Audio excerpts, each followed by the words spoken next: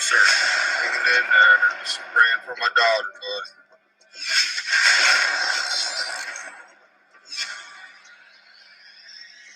Go ahead and bring Mr. Wells on. Can you expound on that a little bit? Because I have not heard anything about that. I don't know nothing about that. I hate that we have to see each other again under these circumstances. That's what this is all about. Prayers. Thank you for all the support. And I know Don has turned a lot of hearts around.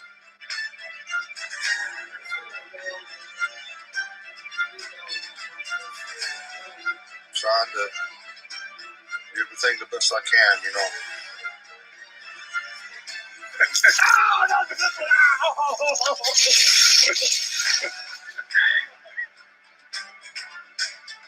was my whole life, was coming home to my kids.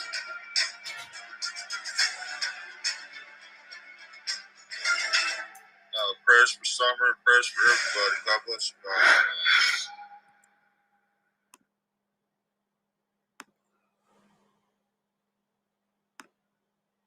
Morning, all. Good morning. How is everyone this beautiful Thursday morning? Hey, Gulf Coast. Hey, Grammy. Hey, Rage. Constance. Mother Goose. Carla Z. Ange. Samantha. Amy. Georgia Bulldog.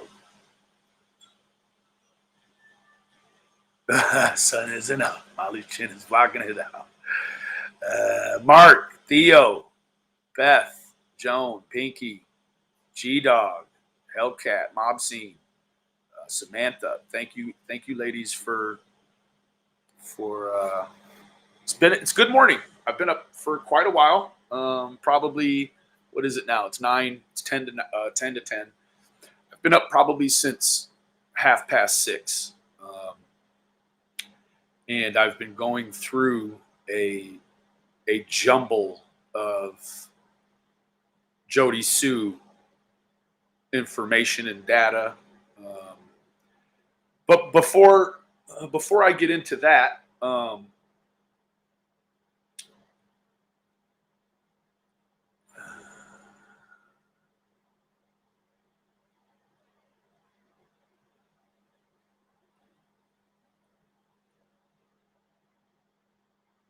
okay, we'll worry about that later. So, last night, the skanks are attacking another family, Harmony's mom, who is not a suspect, and her other kids are under attack. This needs to stop.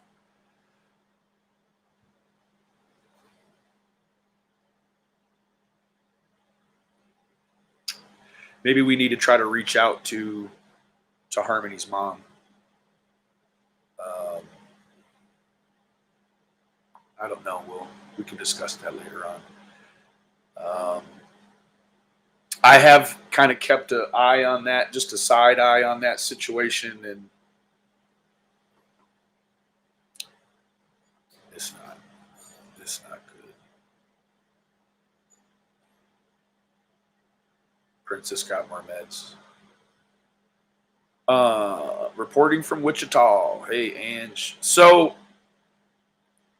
I know that we had spoken about the expose with the toothbrush and Molly Go Lightly, and I'll say that the gals that were going to be involved in that, they've received many, many, many threats, and so at this time, they've decided to take a pass for it, and so be it. So it's still there though, and she knows it's still there. Moving on. I received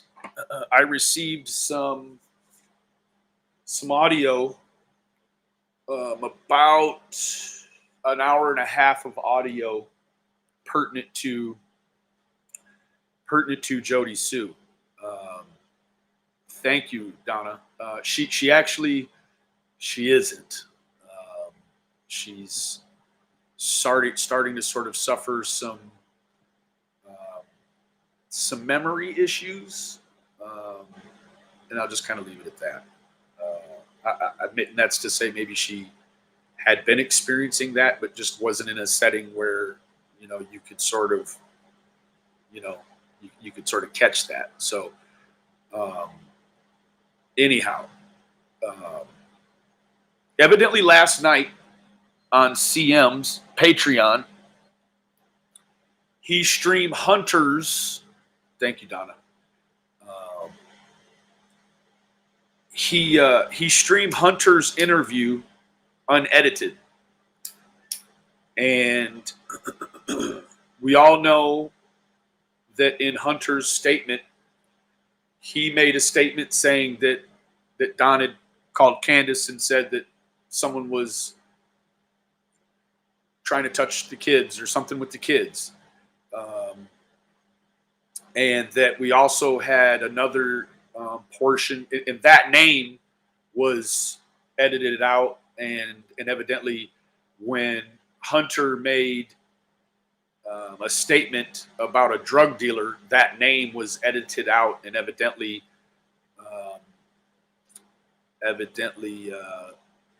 Andy was named as the drug dealer.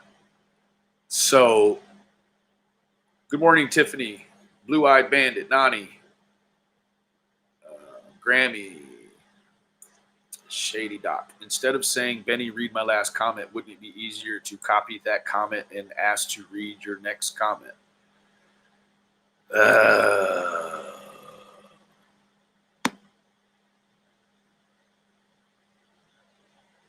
Come on now. Please, let's play fair. Can we do that, ma'am?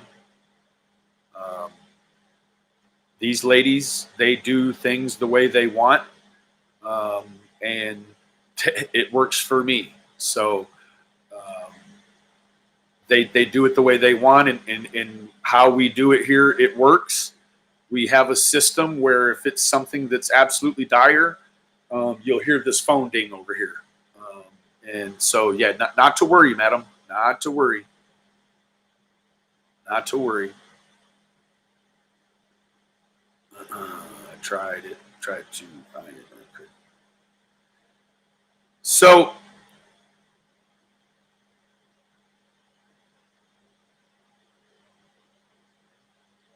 hey, AF.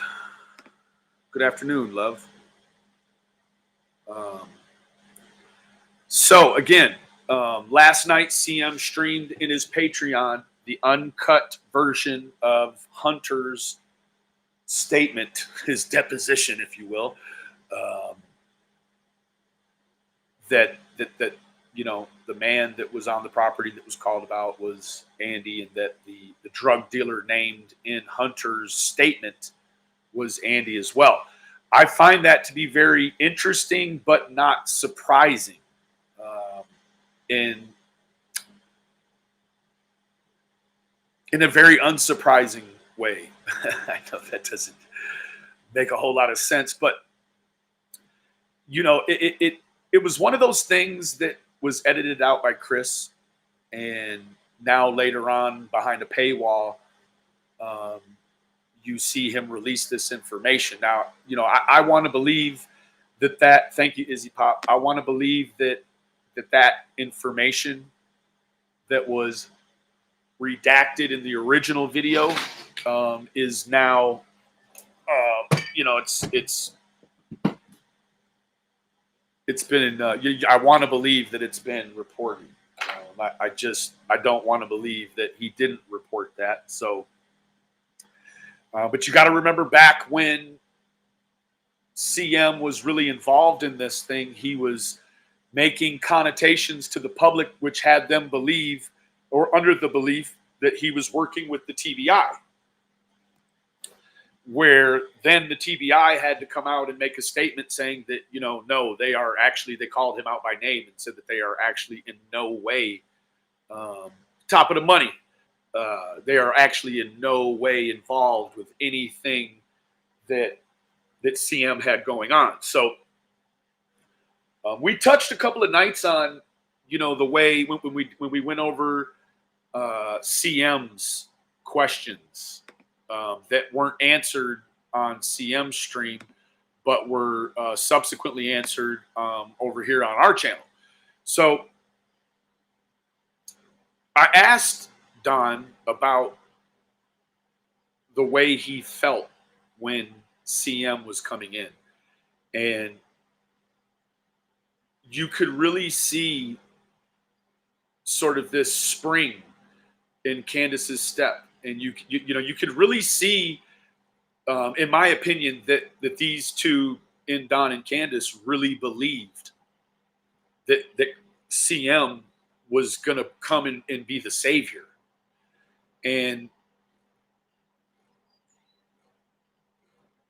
what really is sort of deplorable was the way that these two, in Don and Candace, completely propped, were almost they were manipulated into propping themselves up on the influence that Chris had. And I want to say to CM here this morning, I don't know if you ever even see this crap I do, people call it, but you wouldn't have to do what you're doing now and be involved with the people you are now, sir. It is sort of a mockery for you to make such a big deal about, your cold case foundation and all this other jazz, but yet you're tied to people like Doug and Josh, who are tied to Doug. So it's a very strange dynamic. It's as if, CM has his court and he has his jesters, right? So it's I want to tell you, CM, that this mission that I'm on it's rewarding, right? It's rewarding to still, after all this time, be involved and have daily contact and still be able to do your job as a professional better than you are performing it now currently, or even in the recent past, right? Like we can see a consistent behavior in all of the people on YouTube. I see a consistent behavior.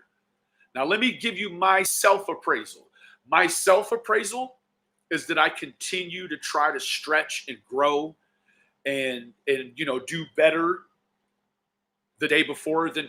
Has that been my whole mission? It always has been about growth. I have went through the algorithm of growth as well, but now I feel like I have, both hands on the wheel. So, or I've allowed Jesus to have both hands on the wheel, whatever the case may be.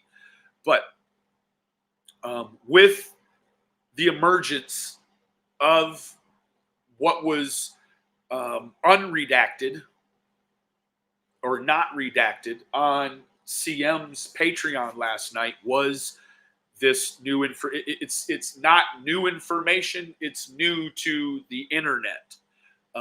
And it's probably not even that new, but you have the confirmation, right? Before, you only ever had just maybe H telling people what he said or who these two people were, because the way that it was context in that deposition in H's statement was that it could potentially be two different people, right? The person that was that was trying to touch the kids or have contact with the kids or whatever, you had sort of this line drawn where, you could also look at it like it was, I just assumed initially that the person on the property probably was Jackie Dobbs and that the drug dealer was somebody else. But in fact, I was completely wrong, right? So, and in a good way, kind of, because the strange part is that I assumed it was two different people based upon the things that funneled down to me, right? So, I don't remember if I ever even spoke about that publicly. I think it may have been one of those things where I was like, I don't know who, I can't remember. I don't remember if I talked about or trying to put a name to the person that was messing with the kids during H's statement, right? So now you have H, or rather you have, hey girl, you have CM bring it into the light, sort of like Sheriff Lawson or Dr. Phil when they're like, hey, they passed the polygraph, right? Well, now you have actually that corroboration that who the person was. We know who these separate incidences belong to, and that is a strange dynamic. So, oh snap! Andy was both. Yes, scapegoat. Andy was both. Yes, Andy was both, and that's now you've got to quantify. You've got to quantify how all that came into play, and I think that right now I'm not going to cover that. I have it pretty much ironed out in my head, and I've spoken to Penny about it, and I think that it's sort of ironed out, but that's not what the topic is going to be today. So if we have learned nothing from January 6th, we should have learned how to recognize a domestic terror group in action. That's it. And what's equally interesting is today, Biden, or was it yesterday? Yeah, it's today. Biden he's making a live speech, or was making a live speech earlier this morning, because today is the anniversary of January 6th of the insurrection. So that's that. Thank you, AF. It is a bit of damage control. You could say that. So what I'm going to do is I'm not going to dox where I've obtained this information from. But I will tell you that this is an excerpt. It will fall under the fair use for criticism and education, and I will be making it transformative. So Hunter got a ton of things mixed up. Classic Hunter. Don calls and says Andy called him about someone on the property. Dobbs. Hunter then says it was Andy on the property. Right. So, we just don't know. Right. Like that, and so that's why I'm not going to really discuss that aspect of it right now. What I am going to do, though, however, is we're gonna run some of this previous Jody Sue material because there is some very interesting things in there about Andy's character, which I do believe. I mean, quite clearly, Jody Sue wanted these things, broadcast, and these things about his character. And you'll hear a lot of very, things that are kind of hard to listen to. But at the same time, you have to quantify whether or not these things that you hear are actual and factual, or if it's Jody Sue talking. So, without further ado, let me push this up a little bit. Push this over here. Okay.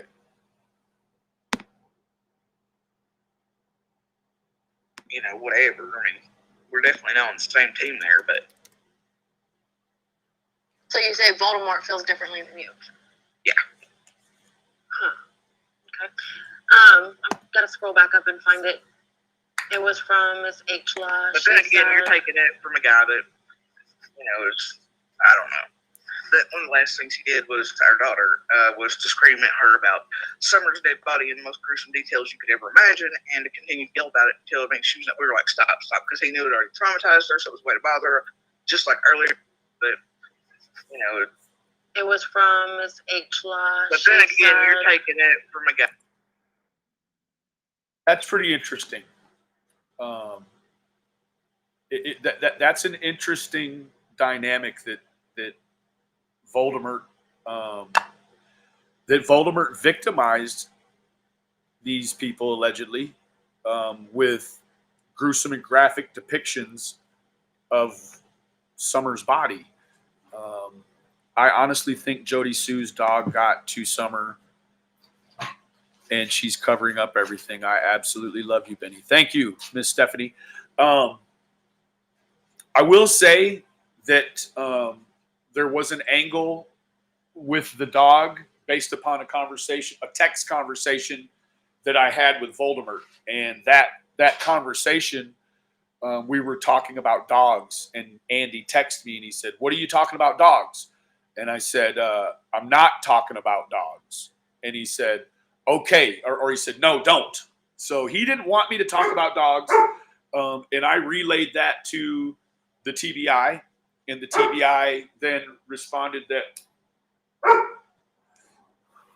they knew where that dog was, and that angle had been looked into, or however. So,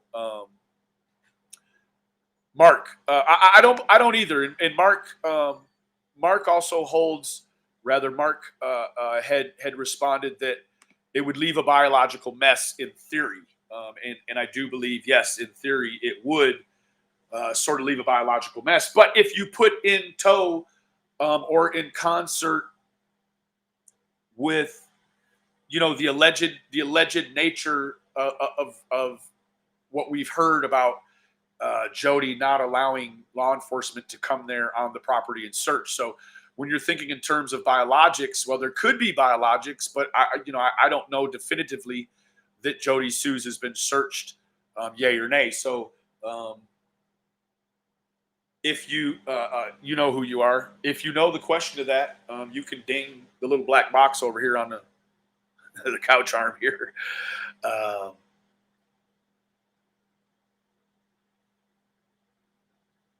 Rosewater's channel just showed MGL had something in her back pocket to spray you with, Benny, when you were walking down the hill.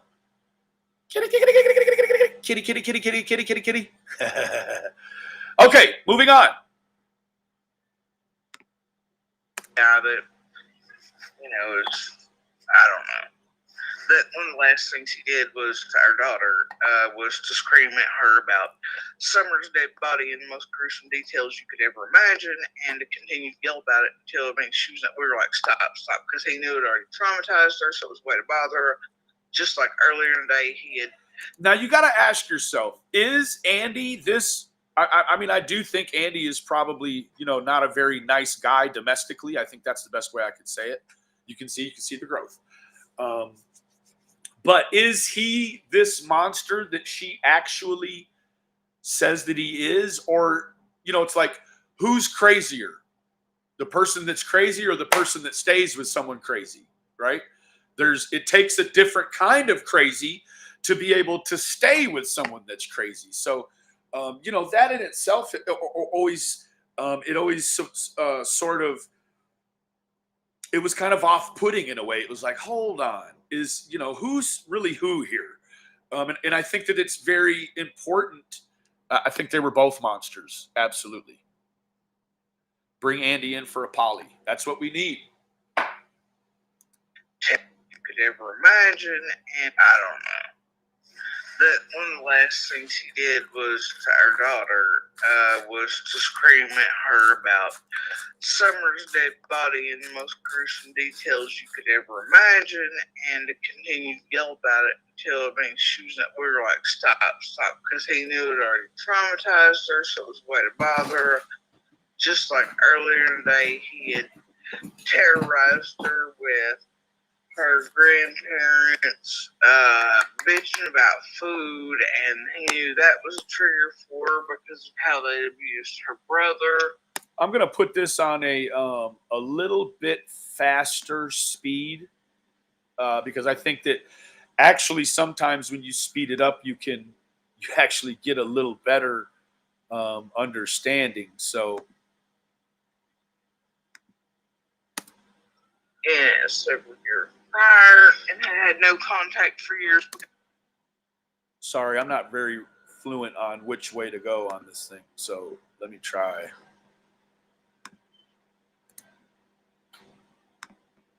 Because of it with food, and so he knew the triggers, and he knew that he had already traumatized her to the point she was having nightmares and all sorts of, and a guy who that the last time Equisearch was there, when we were all asked not to give their locations, he was screaming at Equisearch to come and kill him and to do whatever and to fuck them and fuck this and whatever. Yucky is a female. Ever.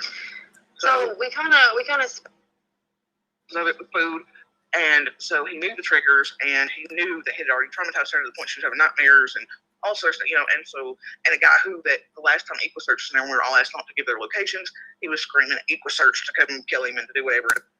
So this comment right here is especially, yeah, thanks, Rat. You don't need to polygraph Jody to know she's lying. You can just give her a couple Mountain Dews and keep her for a couple hours, and she's gonna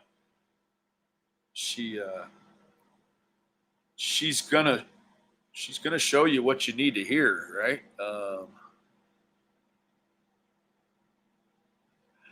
Okay, people checked 125 Ben Hill property, but in this recording, you will hear her say that there are 2 parts of that property that never got searched. It's very easy parts to have searched, yet they didn't. So, bearing that in mind. Also bearing in mind the fact that Voldemort owns a piece of property up the road. I'm not specifically sure quite yet, but it is what it is. Fuck them and fuck this and whatever. so we kind of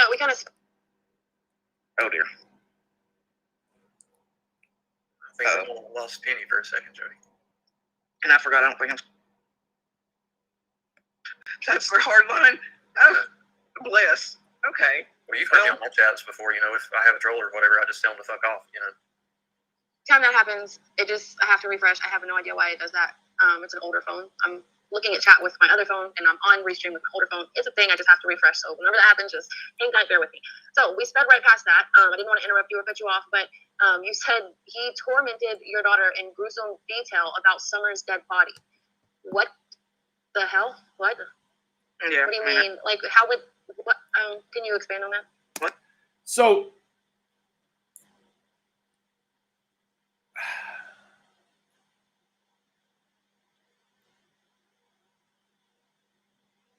that's very hard to deduce, right? I mean, you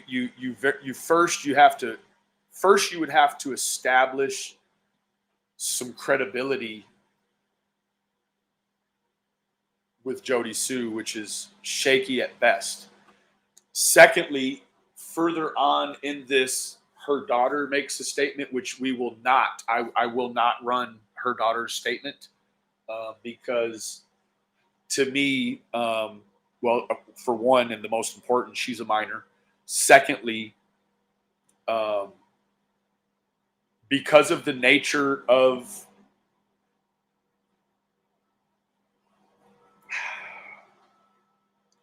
we heard of Munchausen proxy.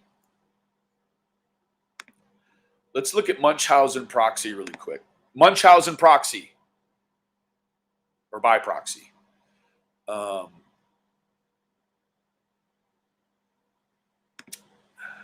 This is, let's check this out.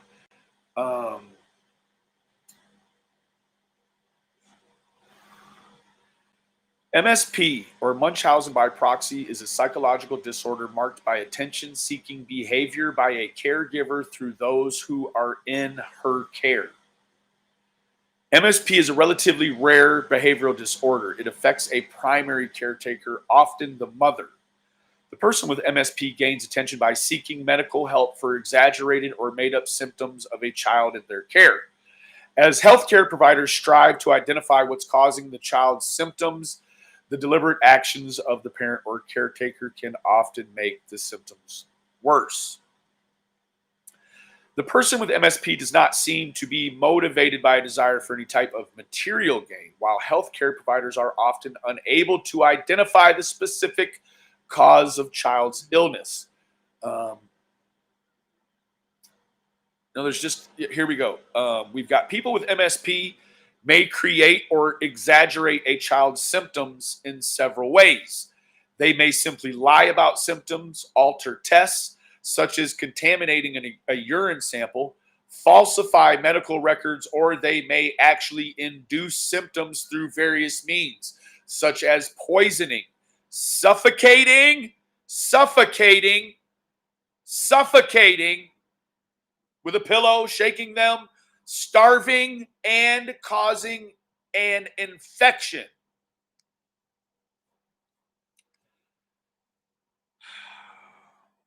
So there's also, I'm assuming, many variations and offshoots and subsets of this same situation here. Now, Jeannie, I think we can all agree that in some way Jody Sue is, in fact, after a material gain. Now, I won't go so far as to say right now that she's trying to get rich. I would say merely what she's trying to do is get by. And that's kind of sort of the everyday struggle. And so in terms of that, I don't really fault her for trying to, to make it to the next day, right? In a world where, only the strong survive, right?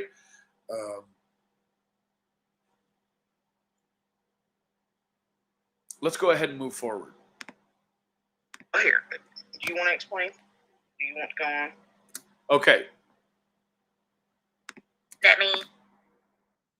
I'm not going to play her. We're out of there. I think for the most part throughout the 26 years with my tongue. For the most part, because I knew that if he was able to take my voice, or I didn't stand up at least one way, it got me in so much trouble, y'all. But anyway, it was like so bizarre for me that even I got quiet, and I would be like, but why do you want to do something? Why would you harm innocent people? Why? And he's like, I don't know, I just felt like, and then when the equal search, and all he felt, so it's just like it was driving him crazier and crazier, but he, there at the end, and in the last few days, he had a real exception with, and like when equal search came back, there's no way nobody in that road didn't hear him screaming at them, and the cops and the rest are going to. All right, let me slow it back down.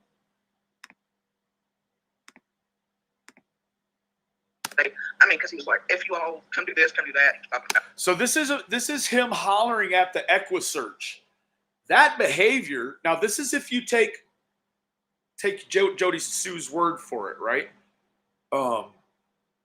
Having Andy holler, "Come kill me," at the EquiSearch is a little obtuse. It is sort of the reckoning or sort of the beginning of what you might say a suicide by cop, a suicide by law enforcement. Although EquiSearch is affiliated with law enforcement, they aren't actually law enforcement. They don't make any arrests. They don't bring any charges. They don't, they don't handle anything in front of any grand juries. So it is very, very strange behavior for Andy to be, and again, guys, this is if you take Jody Sue's word for it. Now, we don't have a baseline proxy for Andy, as he's not taken a polygraph. So you have to sort of decipher. Thank you, Mark. Sort of decipher and try to again read between the lines, like Scott says. So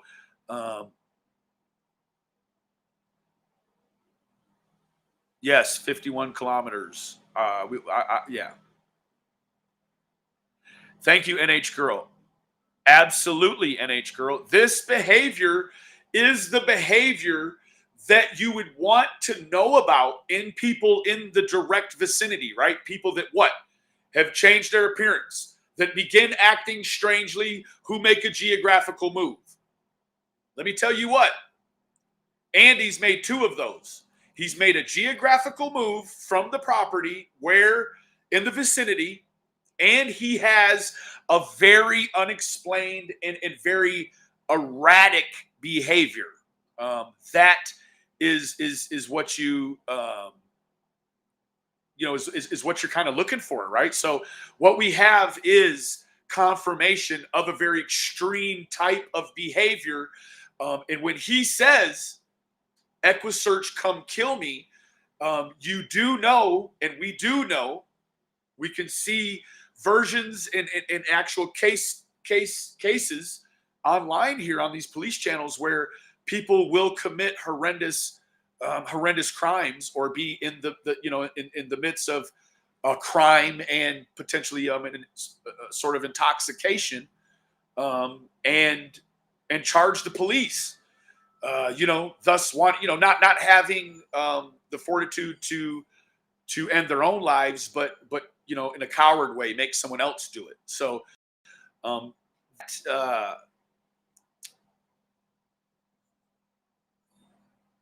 that is very strange. We're going to go on. Suicide by cop, or how you want to do this and any other. There you go, the suicide by cop. Very strange time to even be not silently, but very, very strange time to be screaming anything about anyone coming to kill you, and more than all, it being EquiSearch. But for months, it was anyone going to shoot at public places, and for months, he verbalized to her that he wanted to shoot up public places. Let me tell you what, that talk alone should be enough to get Andy 5150. Okay? Not only that, but Jody Sue says she showed the court proof. Her daughter was in the court. She showed proof that Andy had guns. And she claims the court didn't care. Moving forward. Or whatever the hell, but it got really bizarre, and I don't want to have to defend Baltimore in any. He got bizarre, but she just never reported it. That's strange to me, right? Like, this man is making threats, graphic, consistent threats about public shootings, but you haven't turned any of this information in. Like, that doesn't make any sense. Way at all. And I know that eventually it's going to come to that. But from, what I know, there's cameras where he works. So, obviously, they would have. Now, she says there were cameras at his work, and obviously, yeah. Let me tell you what. When Jody Sue went into the court to try to get the temporary child support, let me tell you what happened. That job said he was just working temporary. Then what happened? He went right back and got that position back, right? So you mean to tell me that company he works for will help him screw you and his children out of child support money? So I don't think saying this or that to anyone else is completely out of the ballpark either. I have no way of knowing if they saw him on camera all day at work. I have no way of knowing that. Neither do any of us except for Andy. In Jody Sue's statement, which is going to be paraphrased here in part, in Jody Sue's daughter's statement, she said Andy claims EquiSearch is holding him back. At the time, I thought holding him back from searching. Now I know it was holding him back from his criminal activities. When they're all around and they're searching, you can't have people coming around and buying dope and, slinging drugs and, doing what country gangsters do, right? Could it be, I'm going to this is completely speculation. Could it be he said it was holding him back from what? Could it have been holding you back from moving her body again? Just speculating. Right. So that's a lot of people's question is, does she think Voldemort's involved? And so what she's saying is, where he works, there's cameras there, and so obviously, if he was involved, it would be known by now. The catalyst of Summer getting Gone did propel what happened, because I think he may have had to tell her, thought that it would come out during the investigation that he'd been doing coleslaw, who worked beside him. Now, dumpster clips.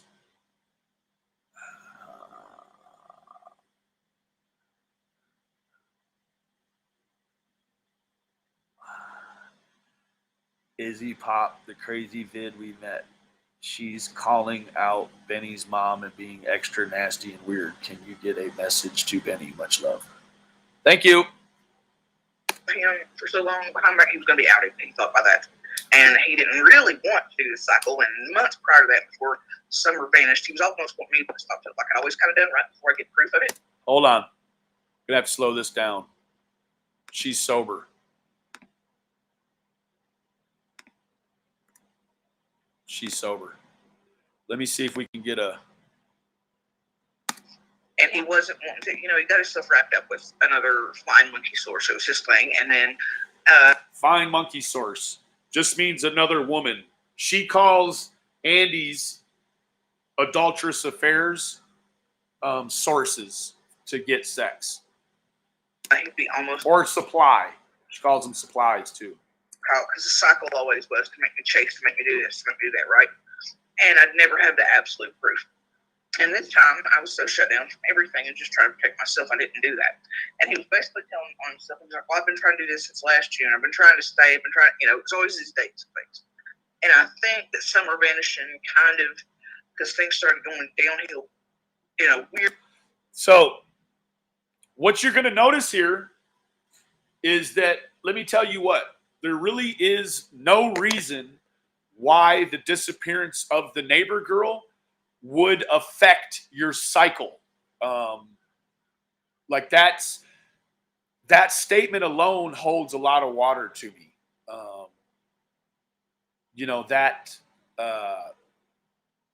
And she's going to say things started going downhill in a weird way. Let me tell you what, during this situation and this girl being missing, I've only grown. I don't know why Andy at this point in time, which is at EquiSearch, right? Which is early on. Why early on his behavior is so erratic and sporadic and, threatening of violence. It does not make even a little bit of sense to me, right? 1 second.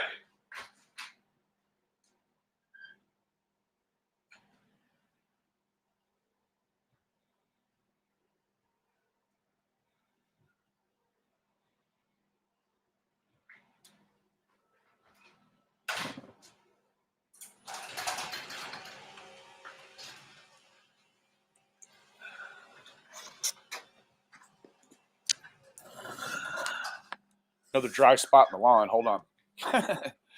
So I need a haircut. Very interesting behavior because even Don and Candace, Summer being their own child, was missing and they believed abducted, didn't have any sort of homicidal features in his profile. So we are now, we can really boil down and we can identify the fact that Andy actually had homicidal features in his personality. Let me tell you what's equally disturbing about that is that Jody Sue had of his homicidal features and never felt it pertinent to report these public sort of ideologies. So what you'll see in that is sort of Andy and Jody Sue working as a team to sort of conceal Andy's ideologies. That's pretty dangerous, right? That shows a real Bonnie and Clyde sort of relationship, right? We also know that when Andy got busted with all the drugs, what was it, 10 to 80 pounds, and maintaining a drug house, some weapons charges, that also Jody Sue was indeed, she was charged in tandem. So at the very least, what that means is, of course, she lives on the property where the drugs are being grown, processed, manufactured, distributed. So she is a perfect Batman to Andy's Robin or whatever. perfect Robin to Andy's Batman. Well, it is vice versa. Sounds like I just said that twice the same way. You don't really have that same dynamic in the Wells house. What you have is a dynamic where Don might do something dumb and Candace gets on to him.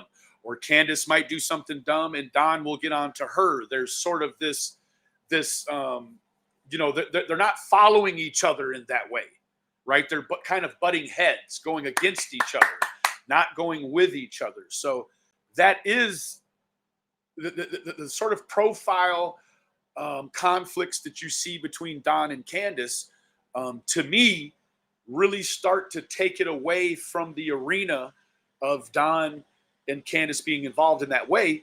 Plus, they passed a polygraph. Now, let's move forward a little bit. This is a very interesting dynamic because what you do clearly have is you have a dynamic where Jody Sue is sort of the keeper of Andy's secrets, right? Like, yes, TT, I'm not going to read your question out loud, but yes, you are correct. Connected, yes. Weird way after that, so I couldn't figure out where he placed in the cycle that last week, on top of him going like he always did, which was he would tell other people we were done, but he would be telling me the opposite, and that's what he was doing this time too. But I knew something was different in a way that I was like, I've got to get out of here, you know. And so we went to a hotel and all these other things, you know. So it was a bizarre set of circumstances that Summer's disappearance definitely brought about, and I think pushed. So that's the thing there. You know, really, that girl, she has no power in anything that goes on in the Bernard house. That is very, very strange that since the very onset, Jody Sue has been hung in this thing like a ceiling fan. And now all of a sudden we get this. It's not all of a sudden. We've had this. It's just I'm analyzing it, I'm guessing, in a different way. But Andy, like these two both have these crazy huge problems in their life between the two of them domestically that has been brought on, look at the screen, definitely brought about and pushed by Summer's disappearance. What do you mean? You mean Summer's disappearance hasn't even broken up Don and Candace, but Summer's disappearance has broken up Andy and Jody Sue. That's what she says out of her own words right now. You know, but either way, I mean, it definitely set him off in a way. But it set him off in a way. What about a little girl going missing triggers Andy to become homicidal and suicidal? Because guess what? Suicide by cop is a suicidal ideology. So he has homicidal ideology in regards to shooting up public places, and then a very suicidal ideology in having his own life taken subsequent to a mass shooting. These are not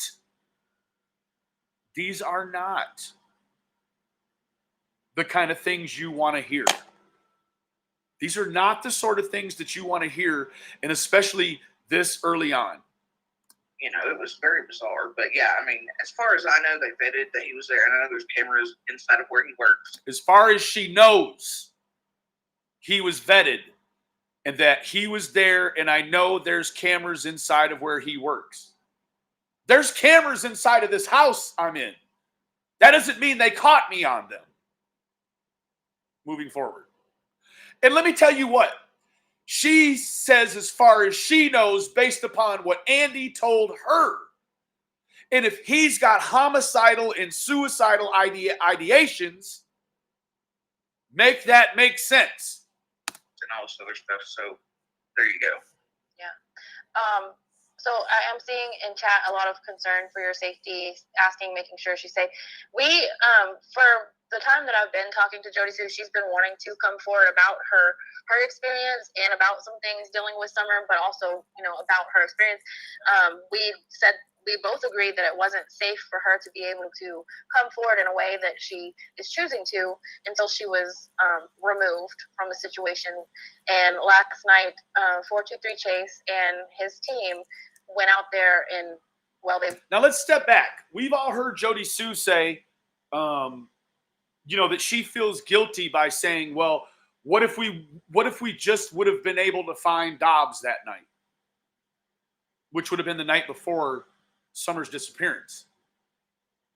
I ask you to ask yourself, when hearing that statement, what would she have done, or what would they have done? Because we know at this point, Jody had never seen anyone be able to pull the rage out of Andy like Jackie Dobbs.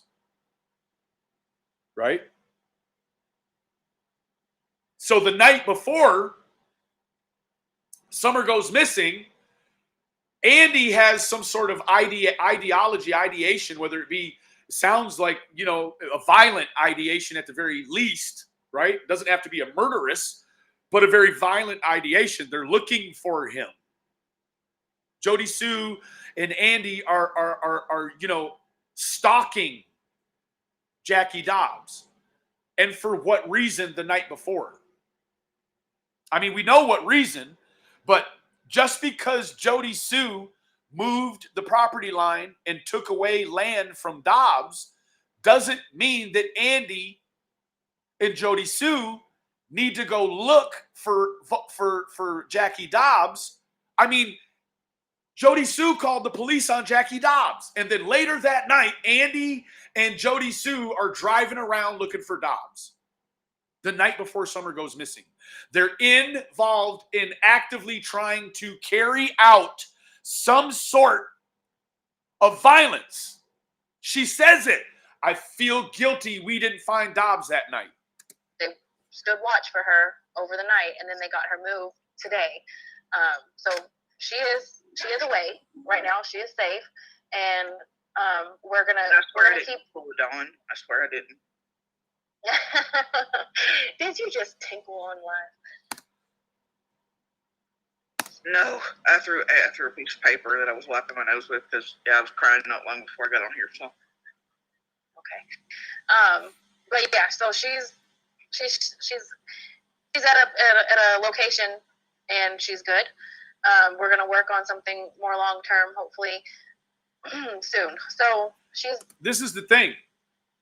During this time, while Jody Sue is getting this financial reparation, in a sense, she's getting this attention. She's getting, she's getting these, she's getting the sort of faculties like she was in a hotel, a nice one, right?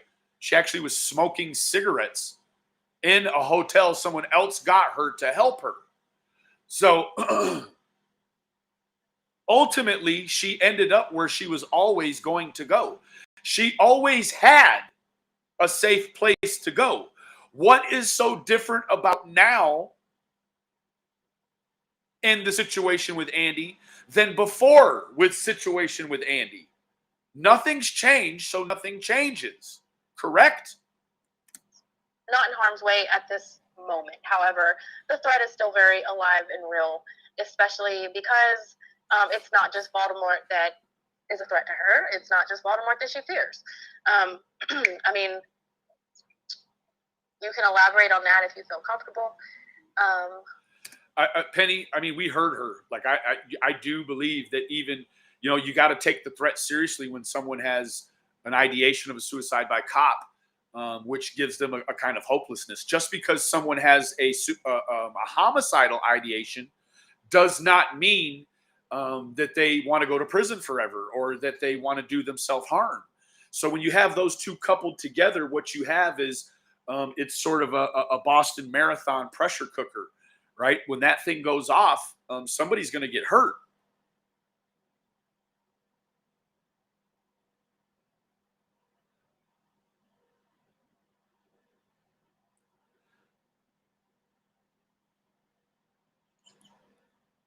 Her name was Amber.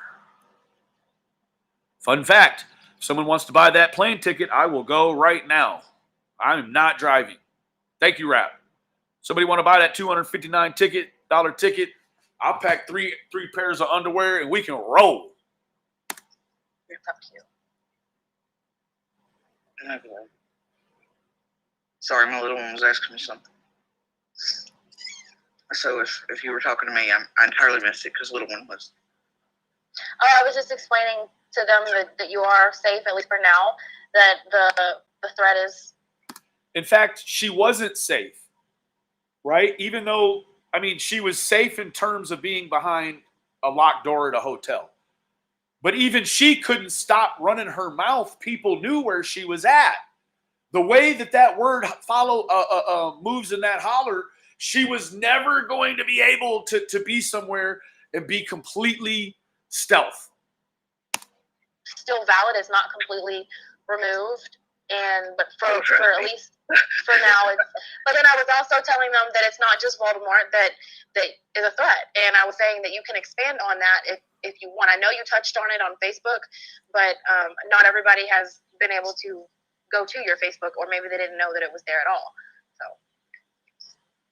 I mean, that's what we were threatened with in the weeks and hint drops prior to this cycle with Voldemort. Was that his mom knew the sheriff. Let me tell you a fun fact about Andy's mom. Andy's mom, and this is said by Jody Sue, Andy's mom would frequently answer the door when they came over naked. Not only that, she seemed to have a very, very strange affinity for Andy. One that made Jody Sue identify the fact that it was uncomfortable for her to look at, so that it was sort of past the line, so to speak. So that's a fun fact. She doesn't answer the door even in a robe. She just puts them out there. That's via Jody Sue. Personally. And, this scenario was the last time I seen Voldemort. And leading up to it, how many days before it?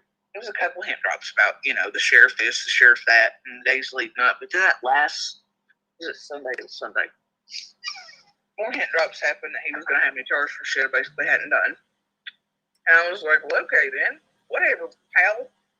And that they were going to use, and then what we noticed. Let me pause for a moment. I will tell you guys this. 10% of all flights going out of DFW and a lot of airports right now are shut down. So I totally would go. Let me, we'll finish this up here, and then I'll do a little looking around. And I don't have a problem going at all. Not one bit. Kool-Aid, no sugar. You understand me? Eggs, no spoon. Happening. Even before that Sunday it looked like there were Thank you. Thank you. Thank you, Nyoka. How do I say that? Nyoka. I don't want to butcher that. I know it was Taro's take before. Thank you so much, Lovey. Thank you.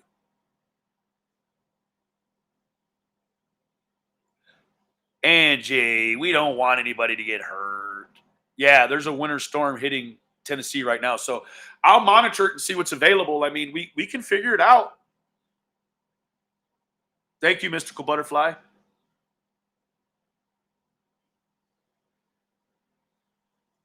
That's it, Jenny. Yeah, it's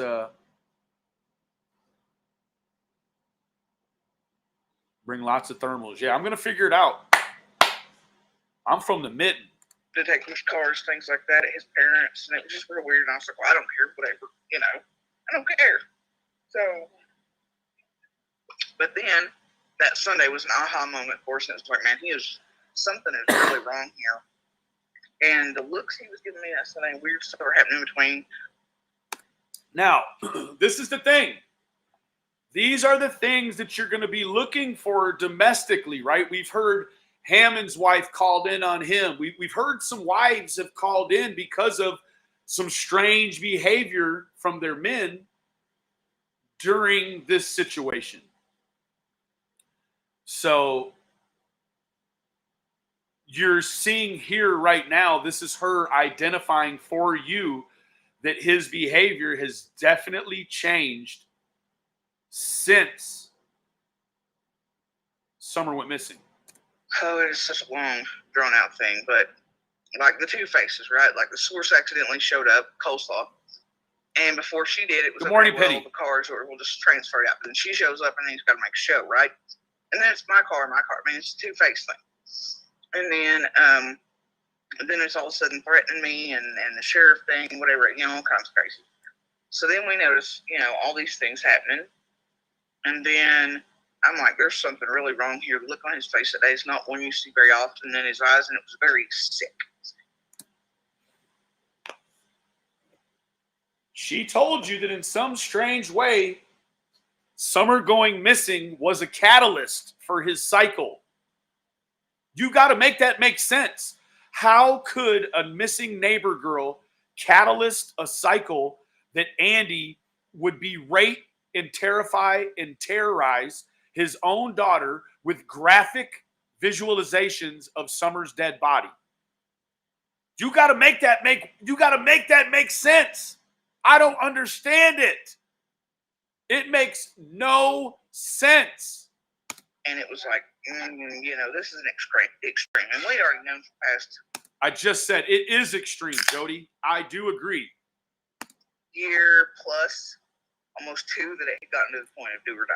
Like every incident was, I hate to call it an incident, but I don't know what else to call it. So every incident, would that even be something with Summer? I mean, look how he treats his own daughter. He wants his own daughter to have nightmares and visuals of Summer's dead body. That's his own daughter. What would he do to somebody else's daughter? Anything. That's what. Every one of them was, am I going to live through this? Am I not? Is this the day we die? And there was just something so wrong leading up, and all these things and all these pieces in the public. She's telling you there was something so wrong leading up. And all these things and all these pieces and the public shooting.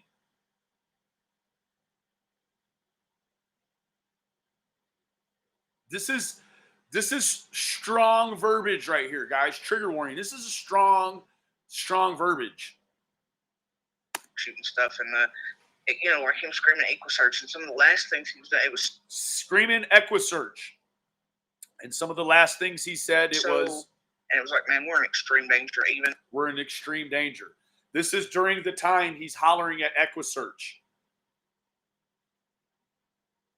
Like, must be they could hear him. I'm not assuming that he's in his garage like this. EquiSearch, EquiSearch. That's not what he was doing. She said he was screaming at EquiSearch. Come kill me. I know we're trying to leave right now. We know we're replaced. It's done. Because the last couple times I saw him, I wasn't even like, oh, is there a girl? You know, it was nothing like that. I was like, car, house, kids, child support type thing, you know, calm, just like a phone I'm using with you. And which there were a couple moments where he was able to gaslight and trigger, but nothing major. She is incredible. You want to know what?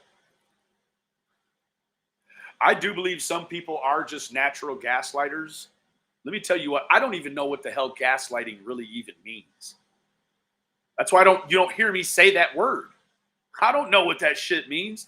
I think it's some new age Generation X word that's like, you know, an internet word that you use in the drama. Like it doesn't, you don't hear people in real life say gaslight, right? It's like gaslighting is this strange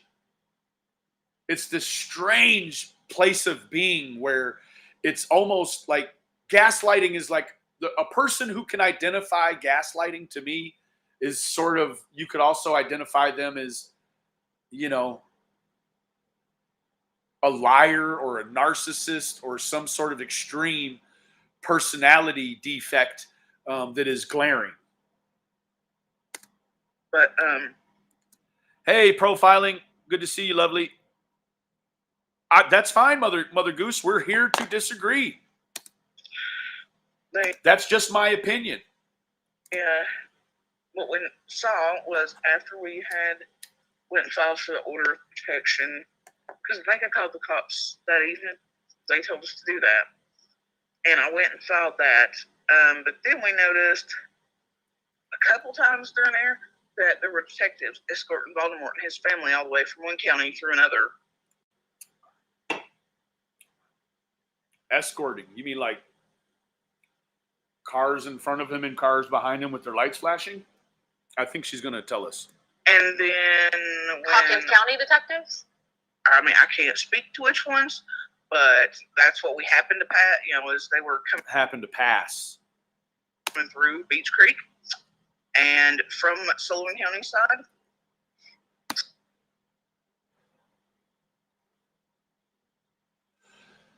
Sullivan County side. So essentially, when you come out of Ben Hill Road, if you go left, that's Sullivan. If you go right, it's Hawkins County. But actually, the line for Sullivan is to the right, but down the road a little bit. So it's strange. So my guess is, yeah, but they were unmarked, you know. But they were following them, and then it was all. I mean, it was. How does she know that they're unmarked? Like unmarked. Let me tell you what. I also saw the unmarked vehicles when they came to the Wells property. There was nothing that would distinguish them between anything else that wasn't a law enforcement undercover vehicle. They were just regular, everyday vehicles. They did not have exempt plates. None of that. There was no way I could have seen those vehicles behind Don and would have known that they were anything else other than just vehicles behind Don. Such a bizarre thing, and so many events. And this was not gaslighting for profiling is to tell somebody what they saw, they didn't see, that what they heard, they didn't hear, and what they said, they didn't say. Well, let me tell you what, most of the time I've heard somebody use the word gaslighting, it's been in the wrong context then. Thank you for that, beautiful. Not once, but several times. The kids, I, my family, others watched this happen. And then at court, when we went for that order of protection, when I walked in, the sheriff and two detectives were leaving out of an order of protection courtroom, which I thought a little strange. And then when we got in there, everything was an inside joke, and audience let me like, and they wouldn't look at anything I had. They kind of chuckled like I was wanting to make my daughter. I mean, like. Did you see that? They chuckled like I was trying to make my daughter. I mean, you see that? Did you see that? Even the court thought she was trying to get her daughter. Where are we at here? I was wanting to tell my daughter. He didn't even get her age right.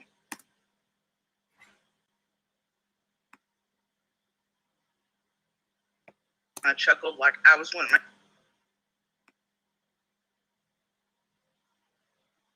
Sheriff and two detectives were leaving out of an order of protection courtroom, which I thought a little strange. And when we got in there, everything was an inside joke. And see, what you need to pay attention to here is the victimization, right? She's going to victimize herself, and she's going to use an inanimate object. She's going to personify the court, and everyone that works inside of the court, you're going to hear her tell you how she got a bad deal and how Andy must be a good old boy, that he can just do whatever he wants to in the courtroom, and that Andy can go in and pull the strings and holler at the judge. And listen to what she's going to tell you. Audience let me like, and they wouldn't look at anything I had. They kind of chuckled like I was wanting to make my daughter. Kind of chuckled. Like I was wanting to tell my daughter, he didn't even get her age right. See, she doesn't want to say that. She skipped right over it. Like I was going to make my daughter fill out a protection order against her dad. They kept on about 13. She's 14, 16. You know, they can make. Oh, wait, is that her daughter? Their own decision. Yeah, I'm not going to play her. When they're 8, I chuckled like I was wanting to make my daughter. I mean, like when they're 18 or whatever. Like Okay, there you go. That's one of the I things. chuckled like I was one that made my daughter. I mean, like Hold on. I was one that told my daughter he didn't even get her age right. He didn't even get her age right. They kept her on about 13. She's 14, 16. You know, they can make their own decisions. Yeah, when they're 18 or whatever. Like Boogie is 19. Boogie is 19. She cannot make decisions for Boogie legally any longer unless he submits to what she wants him to do. they're just a bunch of cast off, which I mean, I would have never. I mean, like it wouldn't matter. But I did ask for parenting classes at least and things like that. So maybe, you know, I mean, or hit him to get therapy, something. They marked through all that like it was a. This is the funny part. This is not funny at all. Let me retract that statement. She's wanting Andy to take parenting classes. Meanwhile, Jody's made the conscious decision to have children in this environment, knowing that she could go to the trailer at any time. She chose to stay in that lifestyle because of the action, because of the drugs, because of the guns. And then for some odd reason, Summer Moon Utah Wells disappearing has led him into a cycle of suicidal and homicidal ideation. Joke, make sure to make big giant lines. Wow. You know, and then he made this big show of, I mean, like, look, the guy before us, his first, he barely sighed once. They threatened to throw him in jail. It's the extremes. He barely sighed once and they threatened to throw him in jail. Voldemort was let loose in that courtroom to do as he pleased. Voldemort was set loose in that courtroom to do as he pleased. Do you really believe between two cases they allow that range of behavior? Come on. Made a big show, got to make big speeches, looking directly at me, talking directly to me. So just for context, she's saying that the guy who appeared before the judge before their case was heard. Let me speed this up a little bit.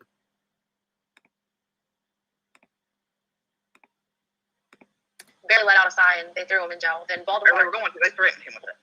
Okay, they threatened him. So they weren't tolerant of even so much as a sigh.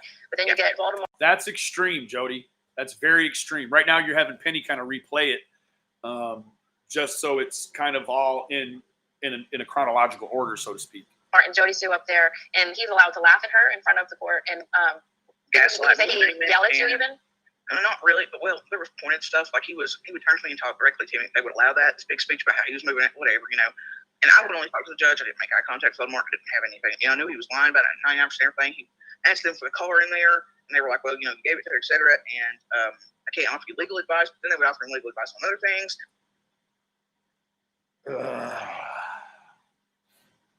She's misconstruing that. Although to a layman, it may look that way. It may seem like they couldn't offer him legal advice. You ever been in front of a cop and you say, well, can I do this? And they say, I'm not going to offer you legal advice. But then maybe 2 minutes later, they're like, let me offer you some legal advice. If you don't shut up, I'm going to put you in jail. I mean, it's just that easy to give it context. And I told him, I was like, you know, there'd be times I correct something. Like he said he'd get tired. They didn't put up. I was like, no, sir, he's going to quit from there and go to this other place. Kept telling me for months that if I didn't allow him, quotation marks, to quit and go to the other place, they had met his demands for like $15 now. So you mean to tell me that Andy was begging Jody Sue to quit his job? That doesn't make sense. I mean, he's a homicidal, suicidal ideologist. What do you mean? He begs you to switch jobs? That makes no sense. Or et cetera, that it was going to ruin our lives. Just wait and see. And what he was wanting was away from the coleslaw, right? So he had to ask you to get away from a co-worker named Coleslaw. He had to beg you to get away from a co-worker. That doesn't even make sense. And hoping that would just die down until summer happened, and then he was kind of trapped. And I think that was Then summer happened, and he was kind of trapped. part of the insanity, you know. But anyway, the point was, I asked for temporary child support, and they were like, well, he says he's only got a temporary job, and we don't have a calculator in front of us for child support. I'm just going to refer you to child support. And then Voldemort made a big show of, well, you know, Your Honor, I have a phone number for you, but she's notorious for, you know, track cell phone, whatever. Yes, she is notorious for fucking around with telephone numbers. and Facebook accounts and emails, all that stuff. And so I'll give it to you later. And it was like, okay. And they're like, it doesn't matter. I was like, he doesn't just have temperature, it's a lie. And he was back at the original place within days of court, tried to tell the court he didn't have a way to move. Supposedly, he made it seem like he was a victim by going. Kind of like you're saying the court victimized you. Like you are a complete despairingly victim at the court's mercy. Like this is very hard. Like like she's explaining some sort of, you know, backwoods fucking court system that you've only seen in a movie. Like this is so sensationalized, right? So you have to ask yourself, what's so great about Andy or what's so bad about Jody that the court treats them that way? I just left the clothes on my back, and that's BS. He'd been taking things to the house for weeks, and I hadn't noticed because of stuff going on summer and things in months. Even things been. He works. He brings money in. He's the one growing the drugs. There seems like they're his things that he's taking from his own house. So when he took, he even took my clothing, because that's usually what he does anyway, because I buy comfortable, almost like Candace clothes, right? Shorts, shirts, sweatshirts. Everything he's wearing is mine. Everything Andy wears are your clothes?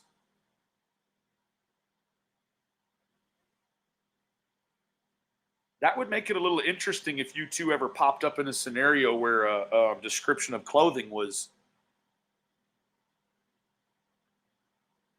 handed over, right? That's very, very, Or things I bought. Either way, point is, he stole kids' items, movies, all kinds of stuff over the course of months getting together. But his uniforms always stayed at work, at least this past year. And he would change each morning. He would wear the old ones back in. He got off work in, wear them back, change there. So there was the judge ordered me to get uniforms for him so he could get his quote last paycheck. Could not be taken from him. But the amount of uniforms did not exist there, and I knew that. So I was still wild, and there's no real storage in that tiny ass house. So everything's kind of packed up 24/7 anyway. So it forced me to have to go, even though my body wasn't. Just the receipts. In a way, yes, Andy is a cross-dresser. Andy wears mom jeans. Yeah. Kind of silly.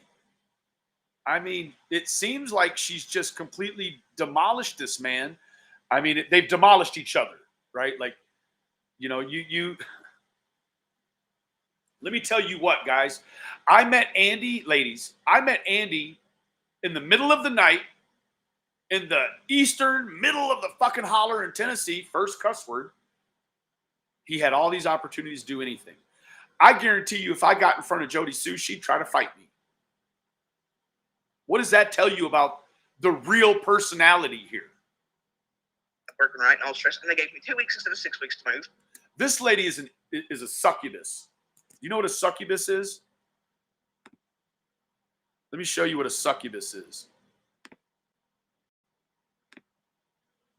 Definition of succubus.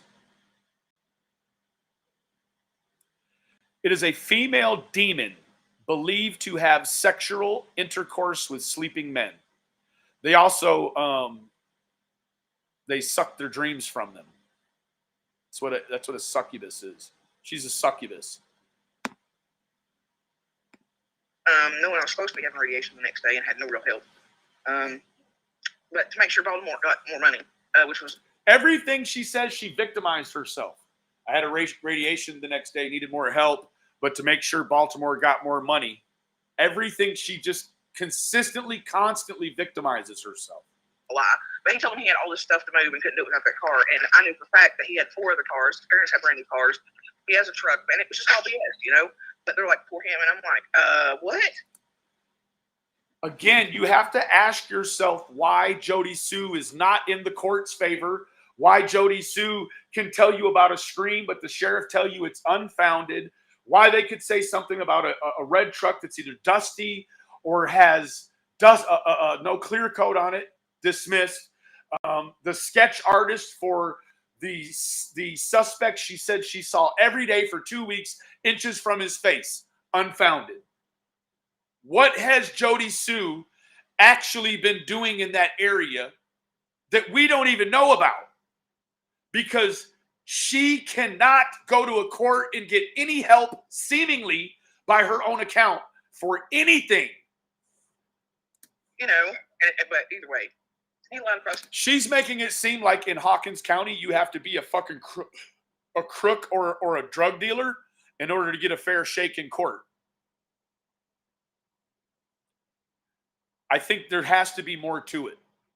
There has to be some sort, maybe an abuse of the court over the years. Maybe this is a cycle. Yeah, I don't know. But there's definitely some reason why Jody Sue perceives herself being victimized by the court. Or they knew he was, they didn't care. And it was insane. And they denied basically everything I asked and made it a joke. And so you did mention that the Voldemort's parents are friends with the sheriff, and by sheriff you mean Hawkins County Lawson. Sheriff. Yeah. Lawson. Okay, so and she threatened to do the same with JD. It was like, well, I'll just get Lawson on Facebook, man. You know, and I'm like, let me tell you what, Jody Sue, if you were smart enough to know, no law enforcement official can respond legally to a call without it being dispatched and be given and issued an incident request number. They request an incident number and they get one. You don't call the police off of Facebook. That ain't what it is. Okay, whatever. Because until here in the past couple weeks, Lawson was on my Facebook too. Lawson was on Jody Sue's Facebook too. You don't say. And you mean to say he stopped a couple of weeks ago, huh? Up until a couple of weeks ago, he was on your Facebook too. Why do you suppose he stopped? I mean, so she said, what did she say? You said she said something about JD, and she said, I just something Lawson on Facebook. What was that? I missed it. Yeah, I mean, she made sure that it was one of the hand drops and animates. But anyway, when Dog was on the property, it was, well, I'll just message, Lawson, because we're friends, and we went to school together, and I know he'll do something, And I'm like, whatever, lady. Can't legally do something without requesting an incident number. That will come from the fucking dispatcher. Shit! So it was even before that, there had been hit drops about using Lawson, and then look, every time this family does something to these kids, doesn't matter what county, it's like, they will literally act like they're the ones that are done wrong, and it is a pattern with them, and it's always just their. Jody Sue, I see the same pattern. You're trying to gaslight. I hope I'm using the word correctly. You're trying to gaslight them that they have the same character defects that you're exhibiting right now, and you don't even know you're doing it because you are not self-aware at all. Terrified me, whatever BS, after they've done something, like harm my children, and they know the cops are coming, and then when the cops are there, it's like, oh, please don't let her, whatever, I'm like, listen, there is no way you can harm a child, and then when the cops get there, say that you are scared of Jody Sue. At that point, Jody Sue and the grandparents make no never mind. The children are the focus. She wants you to believe this shit, but it is not true in the slightest sense. You kidding me? This time, and people think this is crazy, but I watched for like weeks. They were, they got cameras and everyone involved warmed them up, and I kept being told they were for the cats, so they could watch the cats. I'm like, look, I don't care. I didn't think anything of it, like, I don't care. So no, you clearly care. Just wait. Then this happens, and it's an aha moment, But we have never done anything to harm these people. Never. They always harm these children, but they always play like, they're the ones at risk. And it is such garbage. It's such flip-script craziness that it's insane. It's always, and this time it was just like, I feel like everything was a setup. Let me tell you what, Penny, not legally, right? All it would take is for you to call in an oversight. Any one of these things that she feels like Lawson has done to her, if she were to report it to the applicable authority, there would be some sort of recourse. I promise you.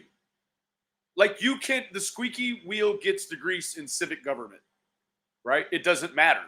If I moved there and felt like Ronnie Lawson was doing the wrong shit, you know what kind of voice I would be, right? You mean to tell me that my voice is bigger than Jody Sue's? It's not. Look, we're both in the same place. It's just that that's not true. Question, Benny, what will you do if Summer is found dead and Don and Candace hurt her? Not trolling. I'll cry like a baby. right? But until then, I believe in our Constitution and our amendments, and I believe in guilt or innocence before guilt, because I too have had to sit in those bullpens and fight for my freedom, whether it be for crimes I committed or not. You have to believe that. That's what makes America, America, people. Okay, keep me posted, because I did lose a little focus on where that was at, Penny. Where go, because usually I'm paying attention to that, they whatever. But this year it was just like, man, I was just trying to survive. Baltimore, cancer, all the other stuff. It's summer happening, and when you're dealing with people like this, things can get crazy. And unless you've lived around narcopaths this long, you have no idea. When Dad was going on with his hands, whatever it was. The judge was, and you said, "Judge." Oh shoot! Sorry, that's her daughter. Your Honor, whatever it was. Sorry. 5841. In the court, I wasn't even responding to them. I was, yes, sir, no, sir, Your Honor, whatever, like you're supposed to behave. And there were times there where I was like, I would correct him, he would look at me. Can you imagine Jody Sue in the court behaving like she thinks she's supposed to behave? I can't imagine what that looks like. I can't. You know? I'd be like, well, I have proof here if you want to see it back. And I never directly really addressed all the point. I'd be like, that's not true. Safe travels for Sundra. Put some purple hearts in the chat for Honest Rage's daughter, Sundra. She's getting on the plane. Your Honor. And then he would look at me pointedly and be like, y'all bicker in this there all the time. And, look at me pointedly and be like, somebody's going to go to jail. Like, I didn't do anything, but Baltimore's over here acting crazy. And what? It was basically like that. It sounds like they have a crazy, if any of this is even remotely accurate, it sounds like they have a crazy bias towards Jody Sue for some reason. And so potentially what you could be seeing is the effect. You see the court doesn't mess with Jody Sue. But why?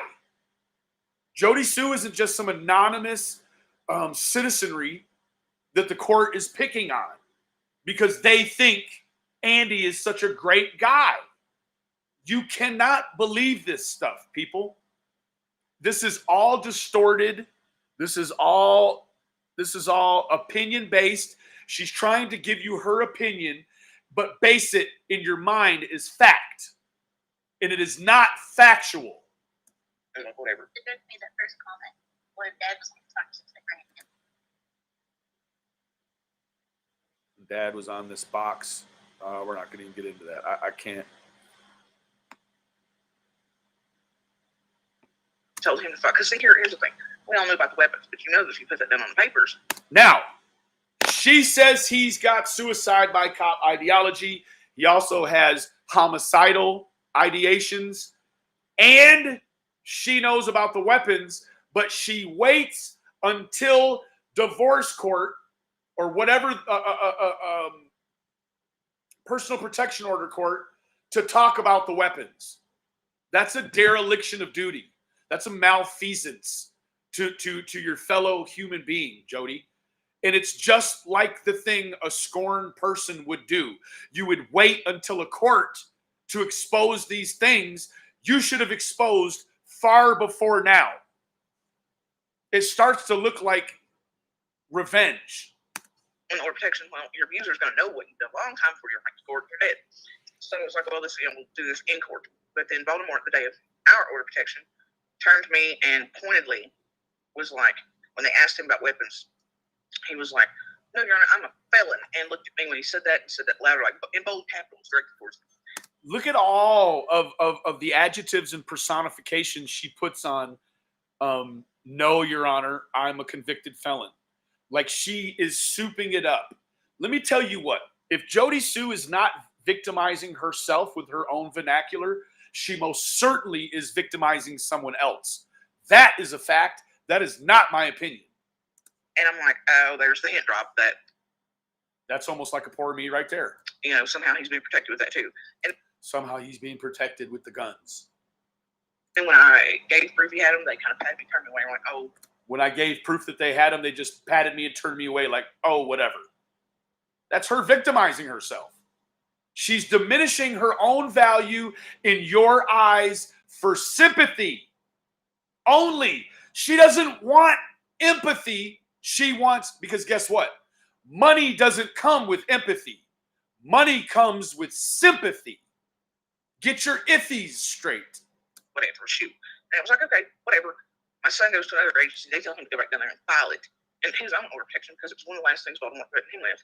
And then it seemed like he wasn't allowed to make his report, and they wouldn't take it the day. They told him they would take it the day of our hearing and be able to serve it in court. But then what happened was they refused to take it until after mine and Baltimore. So then all of a sudden they're like, oh no. Yes, hold on. Thank you, TT.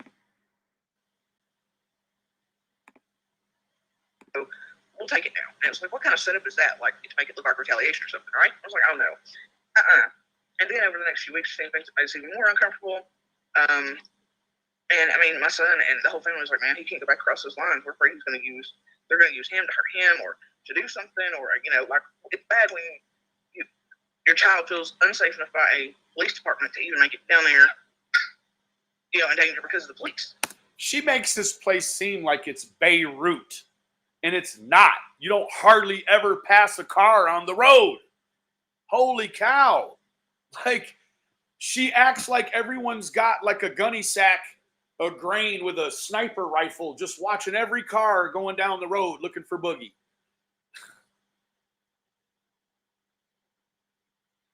This is so deplorable. Not just his own father. And that's how he felt. That's how we all feel. So that order of protection just it wasn't finalized because of feeling unsafe, not just by Baltimore, but by the police department. So did you hear that? Boogie didn't get his protection order signed because he didn't feel safe enough to drive to the court.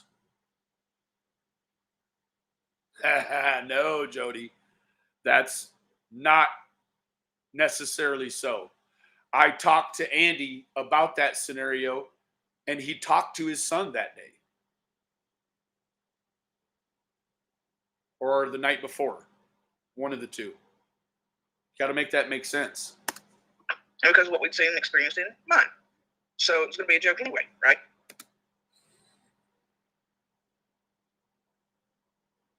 You want us to believe a whole protection order court isn't interested in giving you protection? That's not what it's designed for. Let me tell you what. Everything is designed a certain way, even here on YouTube. If you report videos incorrectly or inaccurately, you lose your right to report. Just like JLR, if you sue, if you get involved in too many fraudulent lawsuits, they remove your ability to file a lawsuit. If you cry wolf too many times, this is the sort of behavior you would expect to see from a court. So you've got to ask yourself, how many times in 26 years have these two idiots been in front of this court, and this court know they're not splitting up. They're just going through a cycle right now. Let me tell you what, it certainly sounds like Jody Sue could perpetuate some of Andy's cycling. Although some of it is completely based upon his own power, she certainly has input on that aspect of his life. Now, I'm not saying Jody Sue being Jody Sue is a reason to beat on Jody Sue. I would never say that. But you can see how, no but. In addition, you can see how this woman's behavior and her verbal patterns domestically could be a source of much turbulence. You know, when I lived down there, or not lived down there, but when I was down there a lot, you know, hanging out with the people that do live down there, A good old voice system, it's like, I've called people out for, you know, random BS for years. And they'll end up talking to you about somebody you know is transporting 850 pounds of meth a week, where they're obviously is twitching, pulling scabs off their faces. You mean to tell me you know somebody moving 850 pounds? It sounds like you know who they are. You know it's per week, and you know they're twitching and pulling scabs off their face. You know who these people are. You know about these soft target shootings, these suicidal ideations, these people moving fucking 40 keys of fucking 40 kilos of fucking meth a week, and you ain't saying nothing. Man, that's too bad. Definitely, obviously, with criminal activity, and they'll tell you what good guys they are and how they went to school, and for no reason. It's not even on topic.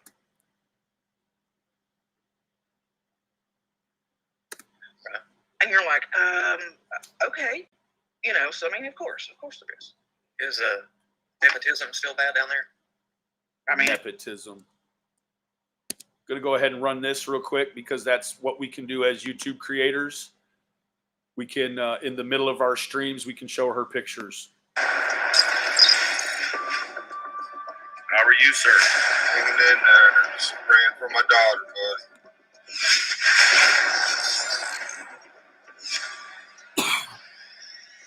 Go ahead and bring Mr. Wells on. Can you expound on that a little bit? Because I have not heard anything about that. I don't know nothing about that. I hate that we have to see each other again under these circumstances. This is all about prayers. Thank you for all the support. I mean, I know Don has turned a lot of hearts around.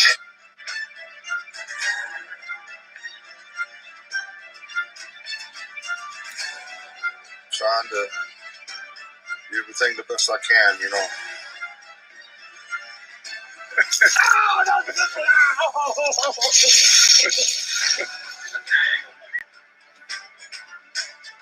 was my whole life, was coming home to my kids.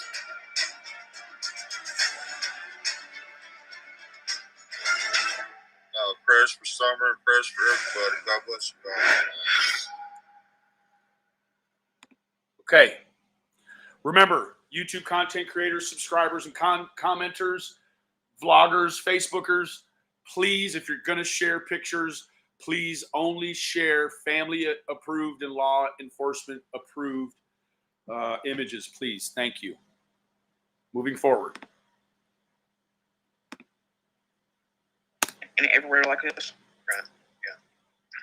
Well, I'm just trying to, I'm reading the chat and I'm getting a lot of, reactions, and I'm trying to just, again, provide perspective, where you actually are living, why you're experiencing these really strange things in court, but other people aren't. I mean, at a certain point, you have to ask yourself, it's kind of like, I really never thought I'd need a lawyer for an order of protection. She never got a lawyer either, right? Not one that she utilized on that. Right. That's what I'm saying. Like, and walking out of there, it wouldn't matter if I had one or not when I walked out there. It wouldn't matter. It would not matter. And Jody, would you say that the law enforcement, basically the whole... Actually, it would matter because a lot of those protection orders also cover phone calls, emails, texts, and Facebook messaging. So it would have, if weaponizing the law against him for the right reasons, it seems like you wanted something more than just the basic, just what essentially makes up a protection order. You wanted one, went to the length of the field to get it, but then once you got it, you're like, it's not going to do anything. So I asked you, what was the point of that? Was the point of that just to piss Andy off? So you drag him into court, you ask for a protection order. Meanwhile, you undermine the whole power of the protection order.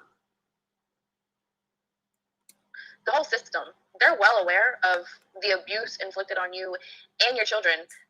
For years, that's absolutely. Has anybody in law enforcement ever physically witnessed something happening and did not do anything? For years, I know that prior to the arrest in 2009, stuff like that, I know that people had witnessed him out in the driveway. He dragged me out naked in the driveway in front of She said police, law enforcement. school buses at crack of dawn with a gun in my face and mouth, and was beating me, and the cops had seen it, and the same cops had arrested him later on. You know what I mean? Okay, I apologize for that. I retract that. This is not a well-kept secret. This is not something I've ever been quiet about. I can tell you the first cops that responded to the first call when he ever hit me, the witnesses that I have when we were kids that time. I was still a kid. He was an adult, I think, at the time. And Wait a minute. He was an adult, but you were still a kid at the time? Wait a fucking minute.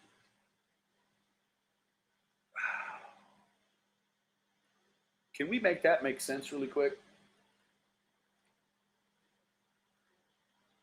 He was an adult and she was a kid at the time. I'm guessing that that statement suggests that she was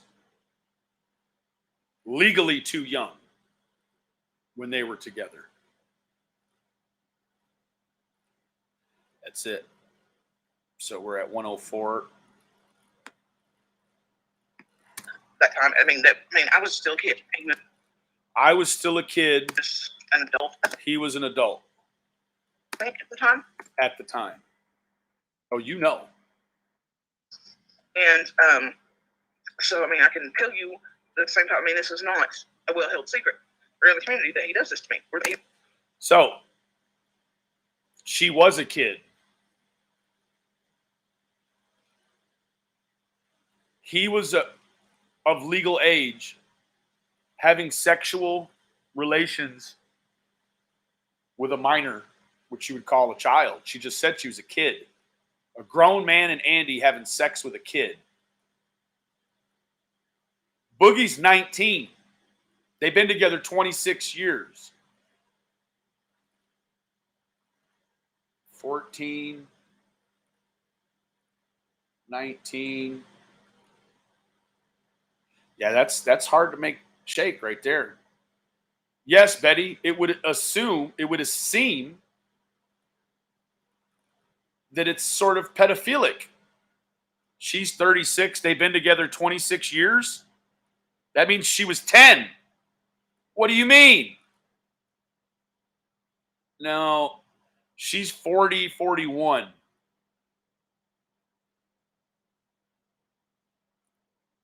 Which would, yeah, Penny would know. I'll just have to ask Penny.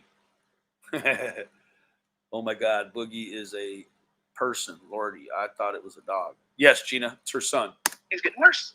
So why in the world would you have so much trouble getting an order of protection if this is not a secret? Yeah, I don't know. I'll tell you why, Penny. Because this is the problem. When the court interjects, they have a long history, a documented history of going back and forth on each other. And it's only so many times that you can go in front of the court. And there will be a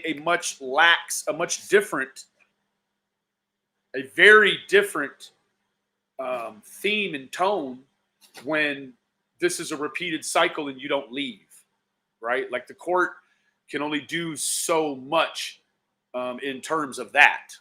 But now Baltimore, everybody's using it as a weapon against me. It is not protecting me. And at first, but here's what gets me. Even Hopkins County, at first, there were things that happened with Baltimore. He was going by in Revenant's gas station, pointedly stopping in the road by doing things. He pretended to be his dad on Facebook and asking where myself and my child were. Well, we were under the impression the order had already been served to him. So we called the police and things. Well, how could she know he was pretending to be his dad unless he told her? Or his dad told her? I think if he had access to his dad's Facebook, his dad would already know. So what I'm saying is how did you objectify that it was him using his dad's? That sounds like it could be paranoia. When we did that, they're like, oh, this is enough. We're going. We're arresting. But he hadn't been served yet, so they couldn't really arrest him. But then all of a sudden, something changed. Oh, they could arrest him. And all of a sudden, it was, well, we can't really do anything. And the one pushback. All of a sudden. That's really just to build the dramatics. You got to you got to look at what you're listening to. The only pushback in court against Baltimore, because he was pissed about it, he asked what was he tried to tell him that I've been driving by his parents where he was staying. Like, I don't know, he made it like an exuberant number, like 30 times a day or something, right? And I was like, no, the only time I've driven by there was on the 10th. And I know exactly what I was doing. I was late for an appointment. And now I want you to make note right here that when Jody Sue wants to make you believe that she's being very articulate and she absolutely knows the 10th. I know what I was doing. I know where I was going. Probably could tell you she remembered what she was wearing. But then other times it's got this oh,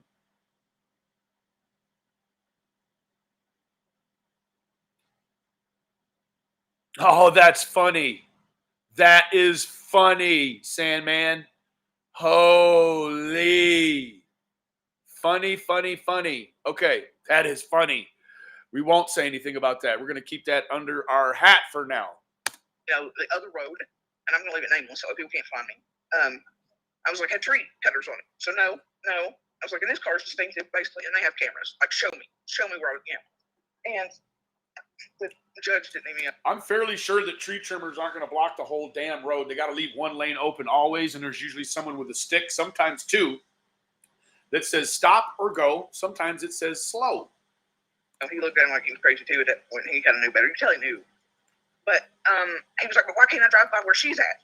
Well, at the time I was still in Ben Hill. It's dead end. Why does he need to? You know. And either way, Beach Creek goes right by Ben Hill. She knows that. The judge's like, "Look, there's two separate rules here. She can drive wherever she wants to. You cannot stay away from wherever she is." Now, doesn't that start to make some strange, different issue pop up? Like now, all of a sudden, she's in the court's favor. All of a sudden, where did that come from? Like we turned around, we were looking, she wasn't in favor. We turned around to look at what she wanted us to look at. We turned back, and all of a sudden, she can do whatever she wants to do. That doesn't make any cotton picking sense. Do not be there. Do not be driving by where her and the kids are or going. And it says basically the same thing on the order. But yeah, here he is, and he's using coleslaw to drive by all these weeks because she's not on the order, right? Mm-hmm. So it's the way it's Kirk things. But also they keep changing cars, and what they're doing is they're going to places they know I frequent, and then like swerving, doing crazy stuff, make it look like I'm. And then all of a sudden cops show up, and it's like, what is happening? You know, it's a way to make it look like, and I'm not doing it. And I mean, there you go. Like they constantly have these issues with each other, and they've been doing it for 26 years. Like they have seen whole cops go their whole careers dealing with these two, right? And the bullshit that they do. But what happened was every time I'd call their last, it was, well, we can't really do anything because it's public roadway. And basically what's going to have to happen is he's going to play handling. I was like, so, and the other cops are apologizing. They're like, I know these things are useless. I'm sorry. I was like, so basically one of us has to die. You know, that's how it's going to work for Baltimore here. Got it. That's the extreme. Somebody's got to die. That would be the absolute last thing you could imagine. It could be many more things in between, though. Listen, he could swerve and hit her vehicle. She doesn't have to die, but he'd be in trouble. Okay? Like, it's the extreme. So that's where we're at. Well, yeah, I was reading chat, and somebody said, Kelly said, it's merely a sheet of paper blowing in the wind. Yeah, at this point, that sheet of paper is actually helping him harm us further. Yeah. No, yes, it's not just you. Because at first, that's what gets me. These cops, like, we're doing it. In my opinion only, that piece of paper did not help that man. What she wants you to believe is that he would have no idea where she would go in the event that she left there. She's at her family's house. I mean, shit.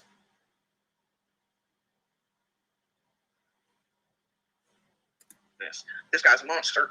We're getting, and then they couldn't because things hadn't been served. And what gets me is that on the second one, my son, Hawkins kept telling us it hadn't been served and that it was the other county, and so we called the other county. They hadn't even received the paperwork yet. And this lady, you could tell she wasn't lying. But the first one, every time we called in, she'd have to go talk to somebody else about it. And then come back to us on the phone and kept telling us it hadn't been, the paperwork been over there, and the other county had no record of it. And Ellie was like, I don't know what you're talking about. And you could tell she was shocked and surprised. She was like, tell them to send it now and we'll get it served. And then it still had not been served as of Loopy, she don't even have to go to the shelter. She can go to her family's where she's at right now. She went from the motel they put her up in for about 4 or 5, 6 days to where she's at now, and she's been here the whole time.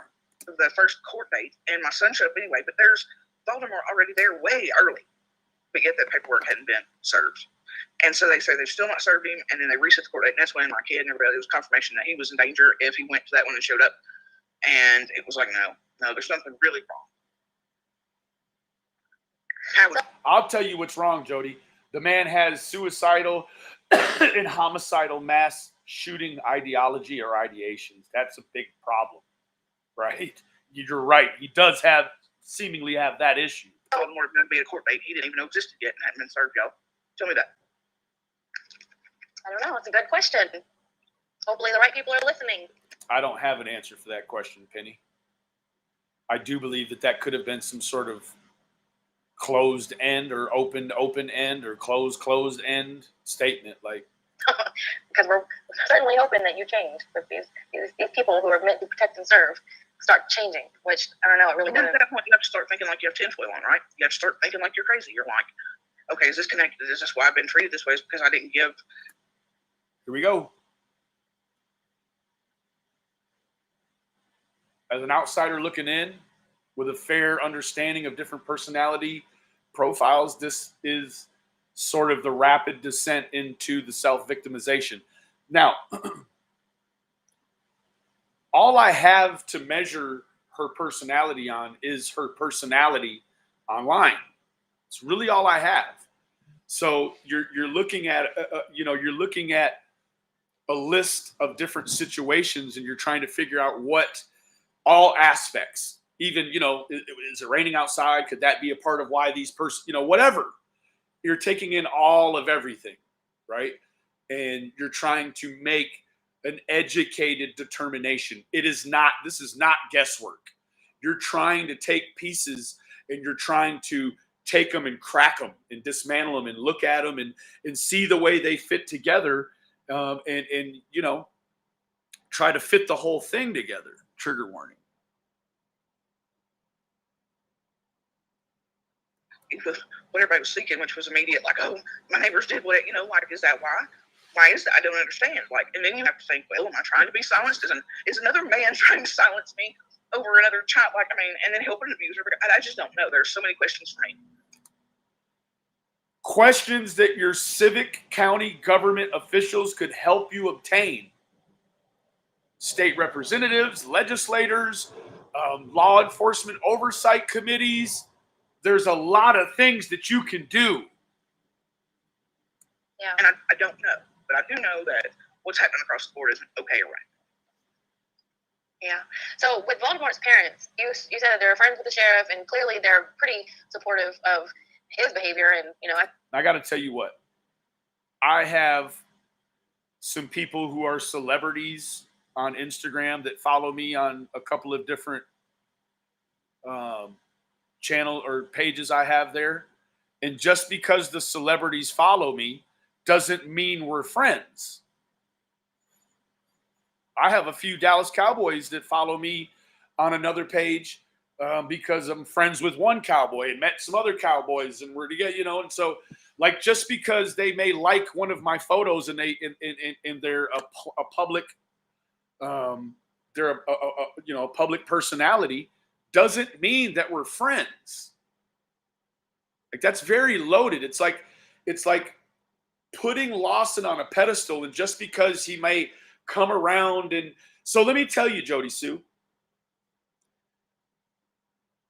Ronnie Lawson being on the Facebook, interacting with the citizenry, you want to know what that's called?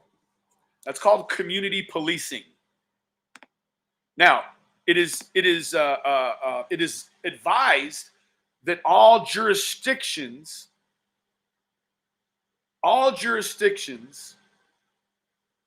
have some sort of community policing program. What is community policing?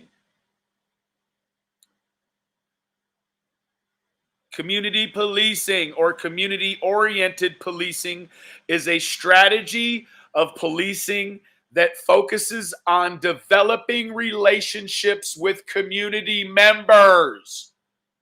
Right? It's called community policing, Jody Sue. And you're in the fucking hollers. Wouldn't it be easier to just fucking get on the YouTube or the fucking Facebook and reach out to some of these fucking people It's called community policing. Shit. You try to make anything something that it ain't. It's their kid or whatever. I don't even know. What do you? And look, we have watched them, even when we were kids, and it's something I'm having a super hard time with. And it's partly why I can't call him. I mean, I am not friends with David Beckham. No, I'm friends with some music entertainers, a couple of actresses, and some sports icons. So not necessarily friends. We just have been in the same places as each other and, you know, done it that way. So because they're kind of put it to the back. Just take your time. We don't have to talk about it. I mean, I'm sorry. Like when we were young, and I just had surgery of some kind of endometrial surgery, you know. But for some reason, you know, relations weren't really allowed for a few days, right? Andro, is this it right here, Penny?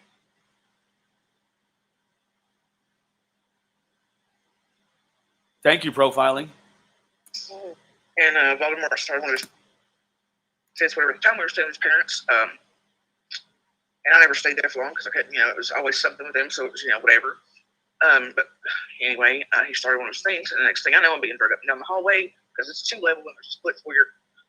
And was drugged out of the bedroom we were staying in up down the hallway, and he was trying to rape me and sleep. Okay, we're going to move forward from this.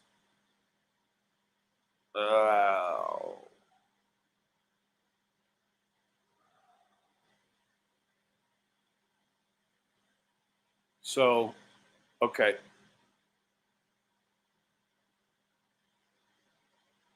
What a holler is. A holler is just a community inside of the hills, Tennessee, Kentucky. So, yeah, that's a holler. Let me move forward on this. 110.49. So I got sicker.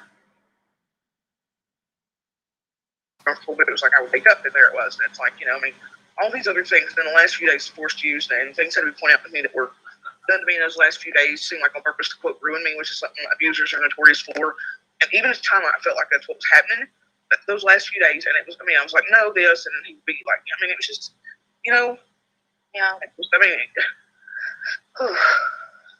That's. but I watched his dad watch him beat me unconscious as our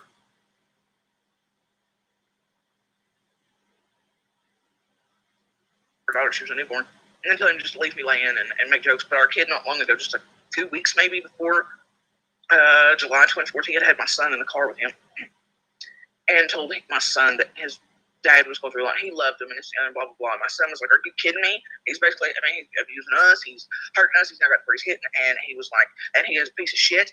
And he, you know, he's like trying to kill mom, whatever. And his grandfather's just like, never really said anything. You know, and they had begged and begged and begged. So now let me tell you what, at that point in a domestic dynamic, you know, I got to tell you, Jody Sue did some hitting and some screaming and some narcissistic behavior as well. So you have to imagine any of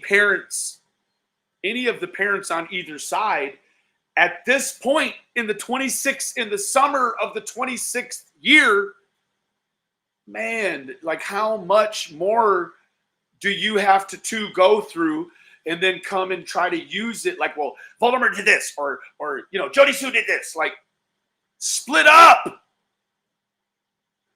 And stop pushing weapons into the house and all kinds of things. He was going to kill us.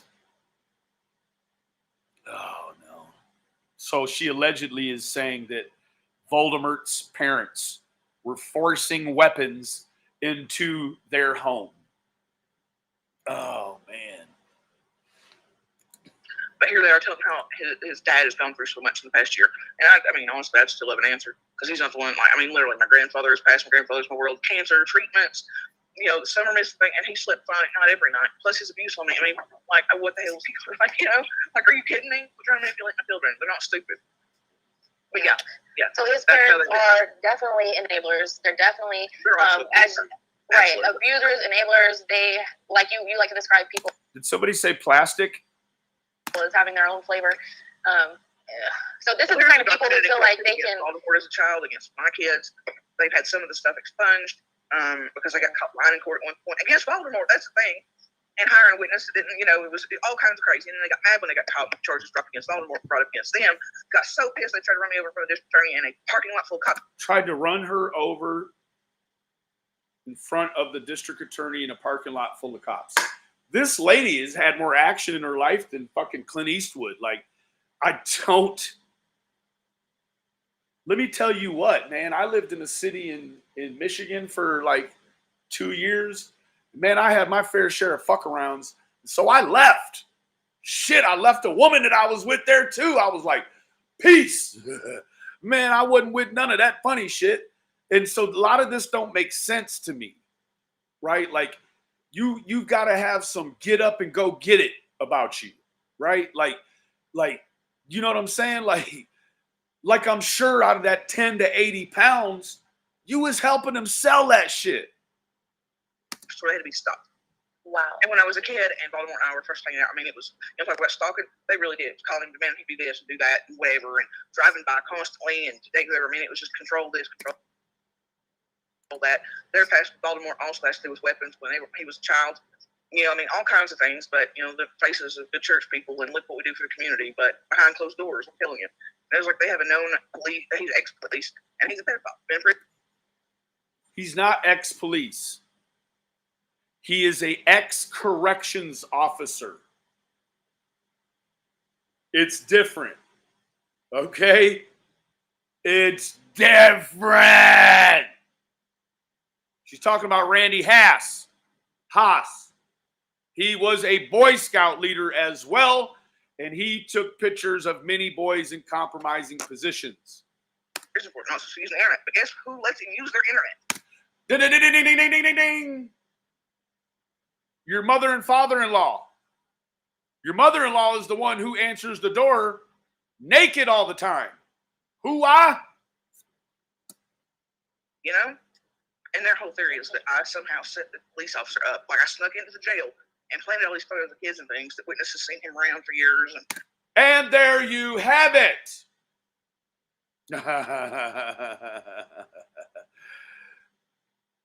I don't know the specifics of that case, but let me tell you what, you do not have to sneak into a jail in order to get someone. Let me tell you what, he didn't take the fucking pictures in the jail. He took the pictures in the real world. Fuck. Grooming and whatever else. That's it. That literally I snuck into the jail and planted pictures that another cop. See, that's what she says, right? This is insane. Found on his computer.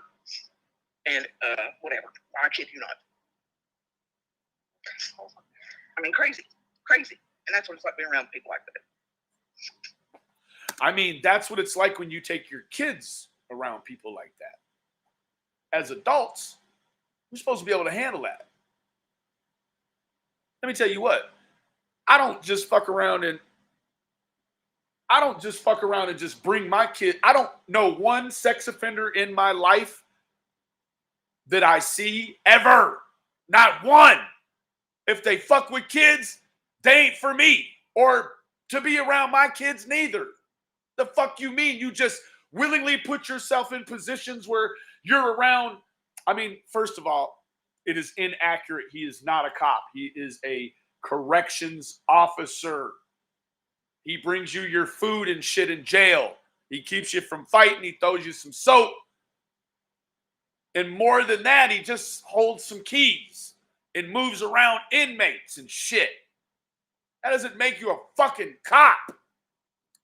So my follow-up question to whether or not what kind of people his parents were. I just wanted to highlight that that's the kind of people who feel like that they can call the sheriff and call in personal favors or know him well enough that they can ask him something and it get done. I just wanted to highlight that. And then I just do need her to clarify this because I see it being confused in chat. So they said, so Baltimore is a pedo, and that's not right. He is a pedo though, because he was an adult and she was a kid. She just said it like 2 minutes ago. That is like the very definition. Okay, so he doesn't like them 6 years old. He likes them 14 years old.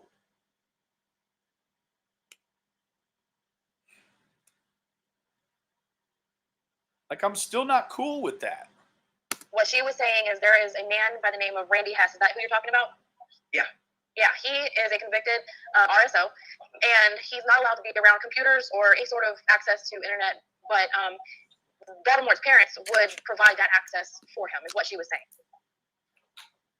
Yep. And she knew about it, and she never reported it, did she?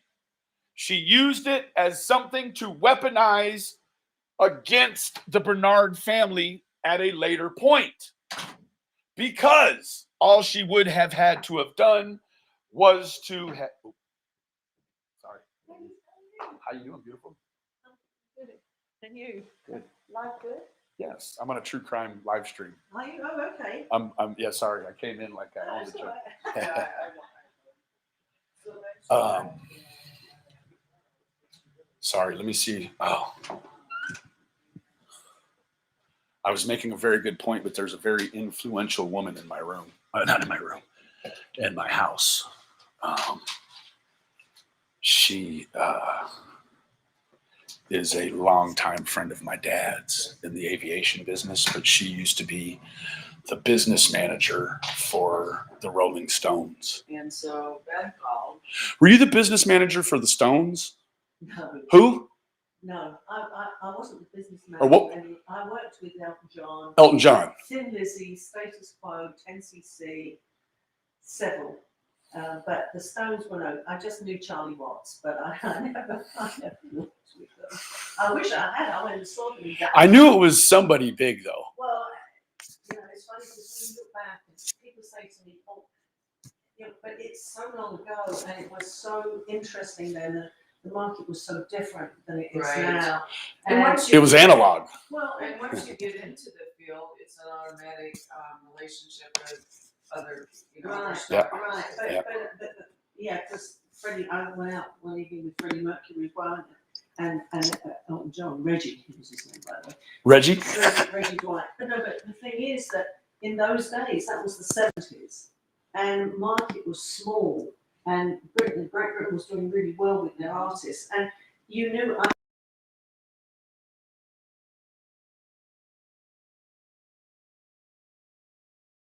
Big place then, Right. you know, and so it sounds so outrageously boastful, but it was a small place. No. I love hearing those But stories. Now it's this digital shit. It's different. Yeah, it's and we were talking the other day about what's going to happen. You know, people are complaining, can't get staff, can't do this, can't do that. But that whole market shift since like you doing things online, I mean, it's shifted so much that is the way that life's going to be now. You know, Absolutely. it was before it slowed up. It didn't go as quickly as it has, but we were forced into it. It's So, changing very quickly. and I have to tell you that I'm so shocked at kids today of 25 and 26 that know shit. They know nothing. No. Just what the TikTok tells them. One of them was she had to give me a check for earnest money, $2,000, and she said, "Oh, I have a checkbook, but it's old. It's probably outdated." I said, "Sweetie, checks don't expire." They don't go sour.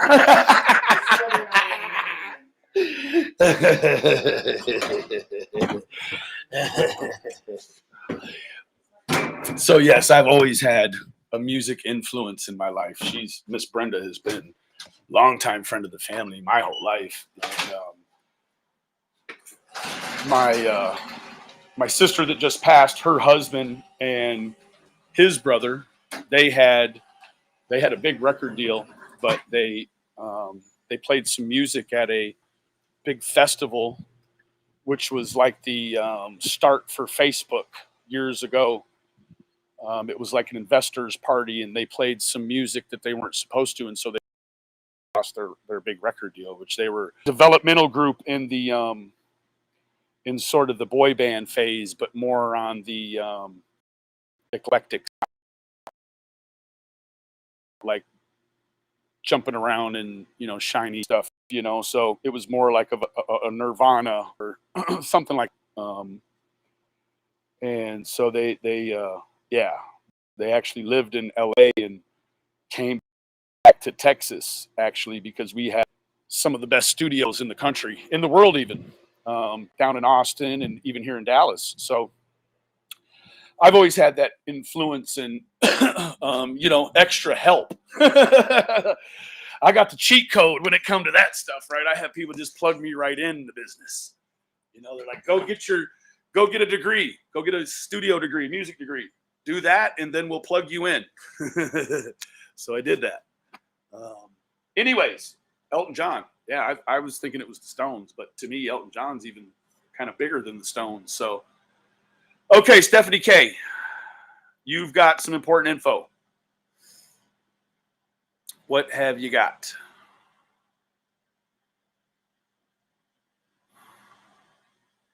Teaching yourself the drums. That is awesome.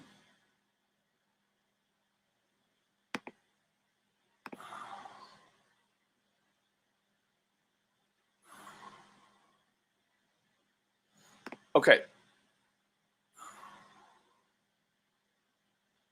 Phone died. Okay, it's back on. Hold on.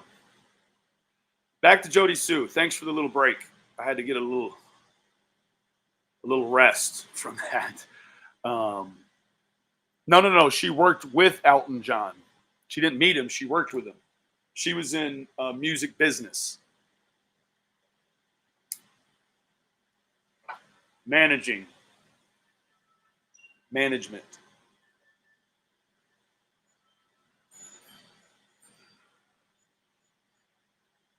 Oh, yes. She didn't report it. She weaponized it. Absolutely. So what happened was, thank you.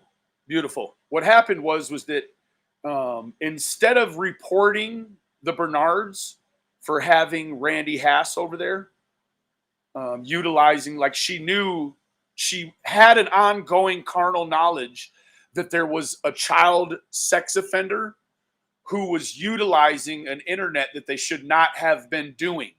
And she never reported that. That's a problem.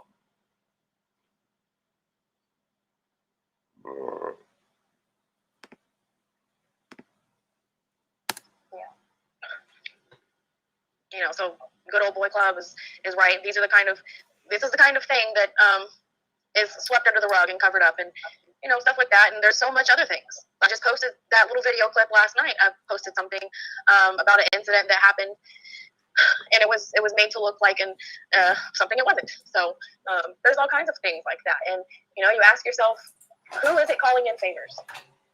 Who is it? What kind of people is it that they're friends with? Some people have told me, oh, well, the sheriff's got to be friends with everybody on Facebook.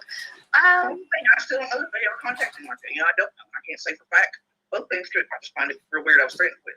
So that's how I feel personally. Again, we do understand that there will be a different look to community policing in terms of that more rural setting, right? You're not gonna. In Texas, what they do is they just drive through troubled areas or even good areas, and they see somebody on the side of the road, and they just roll the window down and they say, "Hey, how you doing today? Anything going on here that you need help with, or you'd like to make an anonymous report?" That's community policing. If someone in the community, were to have an issue, right? That's how you get to know the community around. That's how you get to know who the players are, right? It's very important part. You don't want to always just have to rely on your own resources. If you community police well and you have the confidence of the community, they will do the work for you sometimes, right? Yeah. Somebody said, is Randy Hass kin to Voldemort? Yes. I don't know. That's a good question. Are RSOs allowed to own and use a cell phone? I don't know. Are they? No, he's not. Really? Now, I don't know about that. I mean, in this day and age, it's almost impossible, I do believe, to tell someone that they can't have a telephone. But I think that there's, quite naturally the man has a phone, right? So I think that some of that is the good guy system. and Jody Sue, what they depend on when the good guy system doesn't work and Haas gets online, you're supposed to report him. What do you think he was over there doing?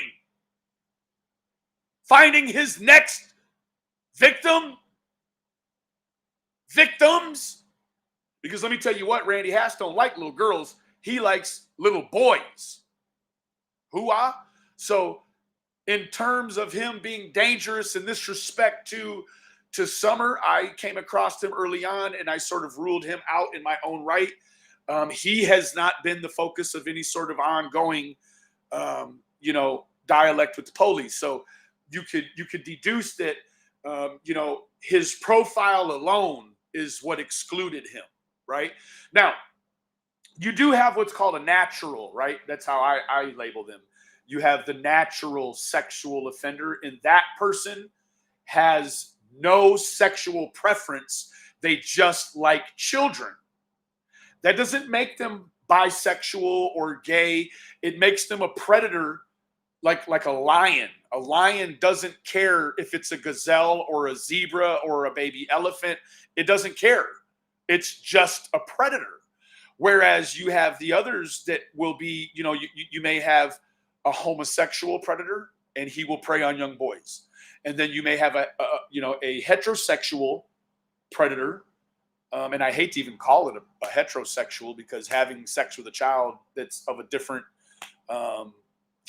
different not species, but different sex is not heterosexual. But you understand the connotation, right? Men that would like women in their regular lives, but when they offend on children, they like young girls. Not because they're an exes.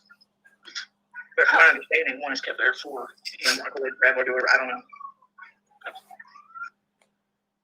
She seems to have a lot of carnal knowledge. And, I'm really sort of disappointed in the fact that Jody Sue knew this information and kept it as something she would weaponize later on, right? Because I'm assuming that just because you say it on YouTube doesn't mean that they go over there and try to find Randy Haas using the internet, right? I mean, you had the power to stop him and potentially save him from reoffending and revisiting that lifestyle. So, you had the power and you didn't report it. Is there a... I'm here. I just had to mute because my husband has the TV up on deaf, so. Do you need to, I'm seeing a lot of ladies asking in the chat, do you need to take a break, get a drink, smoke a cigarette? I'm okay. Take a breath, breathe. I've got a lot of people, and I want you to think about this, and you can answer at the end of it. And this is something that we can work out backstage, not live, so you don't have to answer or anything. Besides what we have provided you already, is there anything that you can think of that you need that would help you? Now just think about it. I think Scott's trying to Captain Save one, so we're going to move ahead from that. I'm not interested in that. It's absolutely not going to happen. I don't think that there's a person Guys, in this that'll chat. tell you tons of stuff of all the shit that this woman has went through. And the only thing that she's asking for is to take a drug test to prove that she's not on drugs, so people will quit accusing her of being on it. I mean, honestly, You mean this woman is so tied into this that she's going to take a public piss test?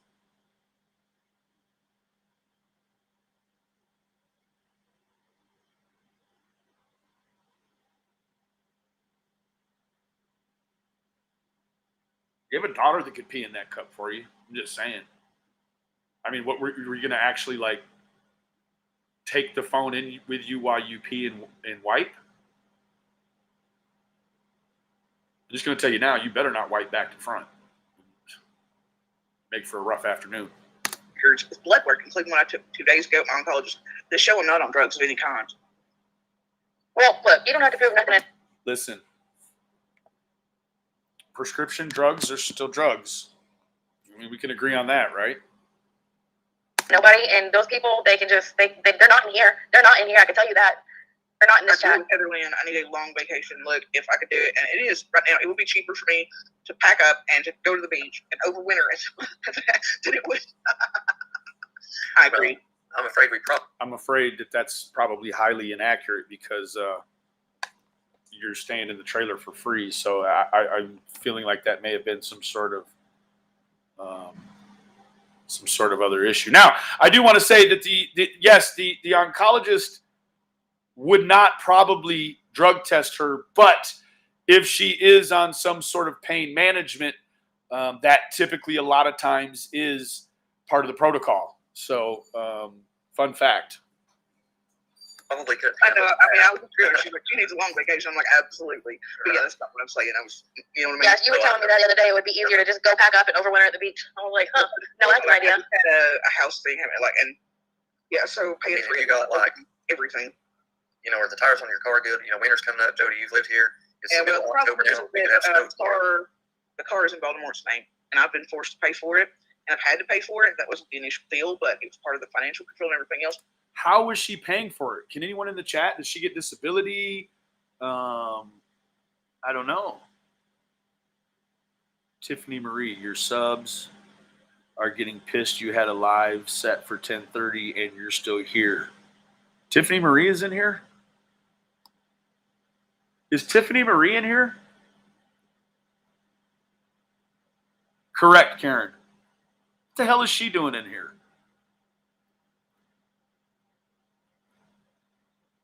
Selling at 80 pounds. Cancer gets disability. Okay.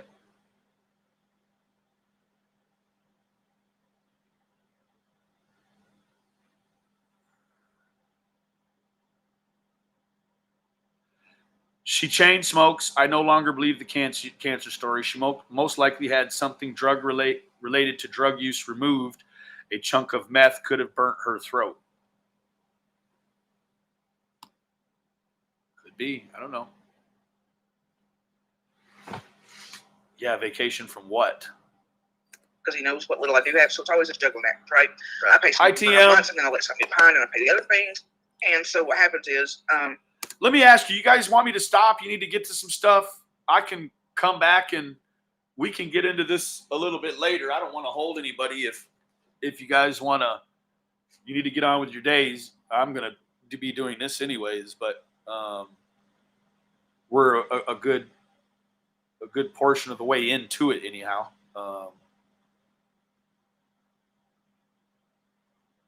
No, you're good. Okay. either way, put his name, and he promised, like always, during a period, he would never take, he would do this so I could get the cancer points. And that was BS, obviously. And now it's in his name. But eventually the car's going to go bye-bye. And I can't even access to pay it because I'm afraid they'll take that as more like, look, stalking or so. I mean, I could probably get on there and pay the account, but I'm not going to with something that can be taken from me. So in very short order, I'm not going to have a car. I do not have a cell phone. There's all kinds of things I don't have, but I would like to keep attention on summer. And she doesn't have a cell phone. How's she on live right now? She does not have a cell phone, but she's on live. That don't make no damn sense. the first penny I take from anybody or do anything is to invalidate, discredit. I'd rather it don't happen. So I don't know what to do, honestly. Well, you've got lots of people in chat saying, come visit me. Like Kelly Fusto says, come visit me, Jody Sue. And then somebody else asked. Kelly Fusto. I know that name. Kelly Fusto is a woman that lives around the area I live, allegedly. Kelly Fustos is labeled my sister by Chase 423. This woman took some money from someone. She has a device. Okay. You mean no cell phone, but she's got Wi-Fi? That's strange. Kelly Fusto. That's in Texas.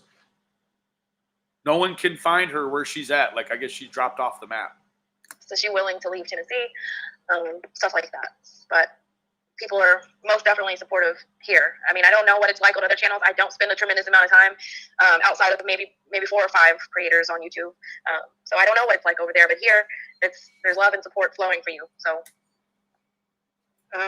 there's lots of people that are asking about Voldemort's relationship with What's your money situation? And like, not being nosy, but let's say we got you a. Boy, man, Scott is trying to save one, boy. Boy, you trying to save one, boy. Better tear your ass on, boy. More contact over there than I ever did. Like, he's seeing on a regular I basis. don't like to watch that old saving ass shit. I mean, you know, you guys know what I'm saying, man. He's trying to save her, man. Just and whatever, but I didn't really. I've had more contact with him after summer's finished than I have in the whole 10 years. Like, Man, that's a damn lie. Ain't no fucking way. That ain't no way, man. You done talked in other videos about how y'all used to watch each other kids and shit. And man, come on, man. Tell the truth and shame the devil, Jody. Man, come on, man. you know, that we've been there, and that property, though, some people act like I've only been there spring up. That was Voldemort's grandmother's property, and so the entire time I've known Voldemort, I've been on that property. You know what I mean? And it's where he grew up, basically because his birth givers garbage. But yeah, I mean, that property's not been unknown to him. It's been a lifelong thing. You know, my son, since he was a baby, he's been down there. He would stay off and on, especially because I let him stay with Voldemort's grandma, because Voldemort, even then, he didn't. Now, this is the same grandma that didn't take the offer on the land. There is a stressed relationship between Andy and his grandma, Miss Smith. I mean, let's just be honest. You know, man, what is up with all this porn shit, man? Don't be bringing that shit over here, man. Fuck wrong with you, bro? Like that shit, man. Fuck wrong with you, man? The only friend Jody Sue has, she swallows. Oh, rats in the head! You know, kids. So I knew she was safe, and she was. She was one of the ones I trusted with my son. She was good to him, you know, and I mean, his grandmother's probably the only good human being in that bunch, and wonderful, amazing lady. That would make that Boogie's great grandmother. But you know, probably the only one I ever seen step out to Voldemort to stop his garbage with me, quite frankly. Anyway, yeah, I mean, so the property, but yeah, I mean, yeah, so yeah, I don't know how to add any more to that, but. I did see a question asking if Voldemort and Dawn are buddies. I mean, I wouldn't say they hung out. They never went anywhere together. They didn't like, and he didn't go over and hang out for 4 hours either. You know what I mean? But we do know that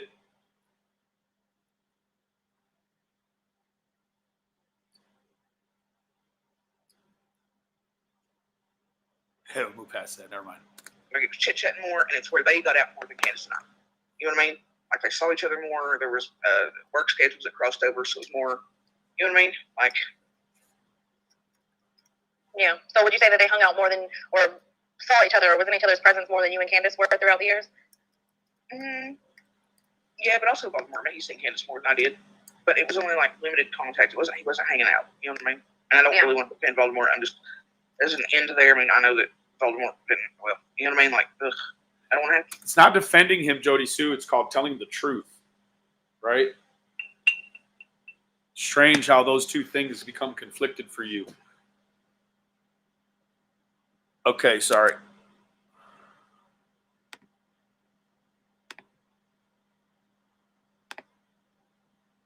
Defend him, but I mean, I know that he wasn't involved in that particular. I know he wasn't involved in Summer Vanishing. At least, you know what I mean. So, and I mean, I was there. I would have heard him coming out. You know what I'm saying? Like, yeah. Yeah. Okay, so I know that you went straight from where you were to where you are now, and the transit and stuff like that, and then you came in and you got settled. So I haven't had the chance to send you the information that Scott has given me to provide you with, but he is saying in chat, because people are asking, do you have a domestic violence advocate type situation set up through the courts? And Scott said, I have her all set up with that stuff. Penny is involved on a female level. Did she utilize that? Penny? I wonder, did she ever utilize that? Provided the contact info for resources, rapid rehousing, etc. So I do need to get you that information. So it's, that's available. They help with court advocacy, things like that as well, too. Yeah. So every resource that you need, if if you need a razor to shave your legs, if you Man, he's about to shave one. If you need me to put on a condom for you and come on over, like, need shampoo to wash your hair, if you need help in court, if you need, and they deal with safe houses, domestic violence, women with children. man, so that they're fool trained to trying do to that. save one, man. It's a friend of mine that he was former law enforcement and then a detective, and now he works for the state of Tennessee as a advocate for a company that I'm not going to name, but it's up there. So. Thank you, Terry G2G. Sending positivity and lots of love to you. Well, let me tell you what, Scott. Don't let him get around her because she will expose him. Fuck you mean. As soon as that shit don't go her way, she's going to tell on it. You're a strong woman. Bless your heart. Penny has the name and the contact number or the contact person. Yeah. And the referral from the person that I got that information from. So these are people in agencies that we've worked with for years. So that's good. But I want to provide the resources because I'm here and you're here and Penny's not. But Penny's a female and females need to work with females just because y'all understand each other better. Yeah. But of course, You're in a whole community of like 95 to 97% women. Boy, you better start trying to understand these women, bro. I'm here to help you. If you ever need to, ask me something directly or whatever. But How about if she needs someone to shave her legs? Would you do that, Scott? that information that I've got, Penny, it'll help you quite a bit. They service 3 counties around here. Man, tear your Captain Saving ass on. Boy. A safe house to where you're A warm bed next to a single man. But we work the way I work on. I'm capping, man. I'm low-key capping, man. I'm capping. I think my pastor doctor gave me one of the best I've gotten. Because what I've been asking for is not just a regular therapist, but one that deals in a specific type of abuse. Because, and I don't want to minimize anybody else. That's called a specialist. I go, oh, look, because it's not like that. But there are a variety of types of abuses, and this particular type is just. Well, that's what I was saying. I would consider myself a strong person, but especially the last year, it's the first time in my life I felt like I had to shut down to save myself from something like there wasn't. Sometimes I listen to her talk and I'm like, yeah, you need a fucking counselor. And then other times I listen and I'm like, you need a fucking dog handler and a muzzle and a fucking harness. Like, there's many poles to Jody Sue. Like, we've seen the aggressive, like, holy cow, I've been online for a year and never death threatened anybody.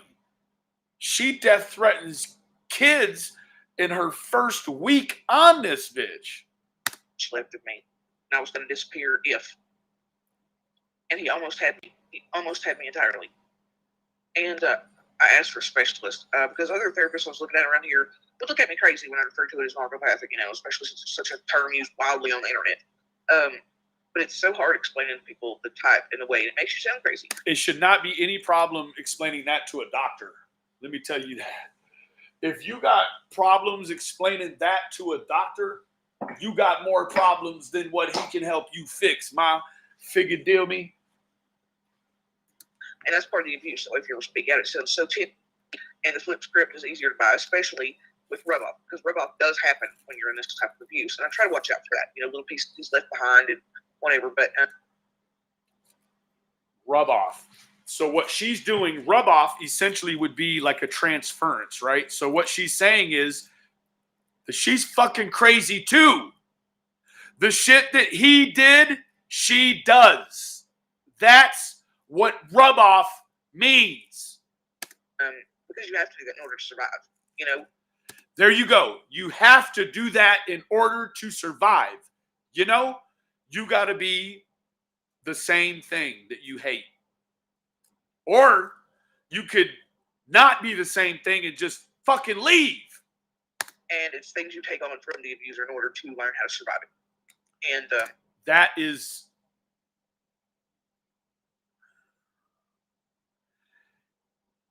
Then guess what?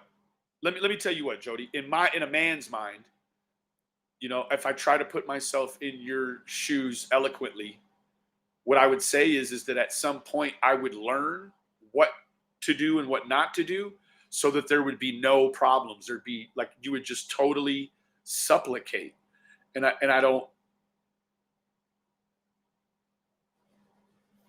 to survive abuse probably is to speak out and get help, or I don't know, man. This is where I'm not probably qualified at all to be handling this, and so I'll move forward.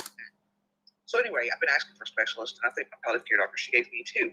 And so, they specialize. So Monday was the plan to call them and to try to do that with them. And so we will see on the therapist front, Otherwise, I've been talking to social workers, things like that. The first one I had was really good. The second one they called the other day was the same pamphlet numbers they give you around here that are just circles that aren't actually help.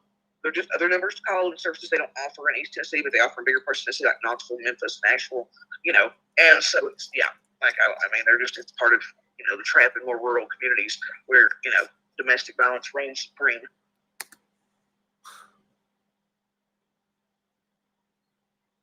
What she wants you to believe is they put, you can't actually get the resource, and that it's only available in the big metro areas. But she wants you to believe that the domestic violence ranks supreme in the holler. I don't know, like to say that they don't offer victim advocates in Hawkins County. That's what that would say. That's not the truth. Well, I'll tell you the city offline, or I'll have Penny tell you the city offline where it'll be coming out of. I'm not going to do that online because people can start looking it up or whatever, all that shit. So yeah, but it's from a bigger city, so that, like I said, just wider availability to resources. Yeah, of course, but that doesn't mean they're non-existent anywhere else. I don't know. I've lost things again today. Oh, this never happens to me, but it is. So are you losing stuff? Did you lose another lighter? Yeah, I found 3 of the 4 today, Penny. I found it. Because it bothers me so badly. I never, like I told you, I can literally hold on to a big lighter for a year, and never want to lose. Unless you got one of those friends that every time they touch a big, they have to pocket it. And even then I'm like, hey, you got my lighter, cough it up. But, yeah, like, I lost, 3 yesterday? I don't know. And I found. Let me tell you what, I don't lose lighters unless I'm on Xanax. Man, I could buy 50 lighters, take a piece of a Xanax pill, and find myself trying to rub 2 sticks together in an hour to light a cigarette. I mean, that's just me. I was like, that's it. I'm done. Thanks for letting me share. So, but yeah, And speaking of searching, and there's people I know that are watching the group that helped me with this particular issue. But it's like the searches. There's so many wonderful people. Y'all have no idea. And those people gave their time and effort and were amazing. And if you watch my videos, there's a point. As Summer's missing, I started up one day on searches are great. Searches are great. And because of things I felt that were pointed at me and other community members, because another neighbor whispered back to what we believed to be Lawson, that we were whispering amongst ourselves. We weren't going to go public with anything. We were just whispering amongst we weren't going to go public with anything. You sure the fuck didn't, did you?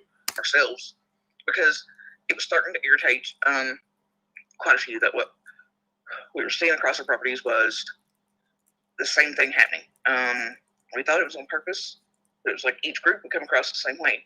And I'm talking, this was feet every day, all day, group after group after group after group, from daylight until dark. And they would all travel the same way, because at first you expect them to kind of, each one has a map, or go this many feet or the next many feet, but that was not what was happening. It was kind of like they'd get to the properties and they would go the route less traveled, or they were concentrated on buildings that had obviously already been searched. And what would obviously make it seem like it was already searched? Did they leave a tag on it that said this has been searched? Or like in Louisiana, New Orleans, Hurricane Katrina, they spray painted on the front. How could you obviously know some or all of this shit had already been searched? She's omnipotent. It's like even the property I was on, it's like I can still name 2 giant swaths that make up most of the property that were never touched. And boom. There you go. Jody Sue has 2 giant swaths on her property that haven't been searched. She also has 2 fresh graves on a portion of her property. Or 2 graves, rather. I shouldn't say fresh. Is that the correct word? I don't think that was the correct word. 2 graves she didn't know about. That's what I'll say. Until the last days of the searches, I did not understand what was really happening. But other ones from other cities come in, and I want to say it was Metro DC maybe, but I may have heard that wrong that day. But they're like, "Is this property?" I was like, "Yeah," and it kept happening in a few days prior. It was like, "Is this property been searched?" I was like, "Well, I mean, you know, you're not the first group here. Obviously, I'm the direct neighbor." Okay.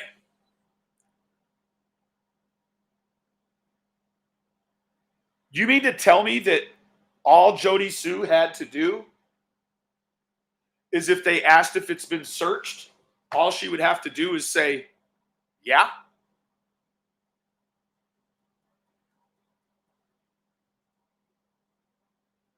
All she'd have to say is, yeah? You mean that it was that kind of scenario? Aye. And they were like, "You're kidding." And I was like, "You really think what is happening right now?" Because that guy's like, "There's been no map. You weren't marked off. What's the address here?" And I gave the address, and after that, they stopped coming. So like a month in, they finally put the address down. So he'd been, and I was like, "Are you kidding me?" And other neighbors were like, "Dude, we had to go get the feds to come do the searches because we were so done. They were searching the structures, not property. So we had to go get the feds, make them do an actual grid search on ours, and mark us off on the list." You had to make the feds, you made the feds do some shit?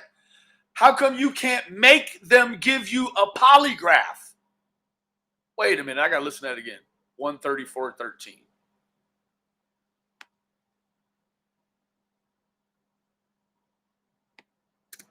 So like a month in, they finally put the address down. So he'd been, and I was like, "Are you kidding me?" And other neighbors They put their stones down.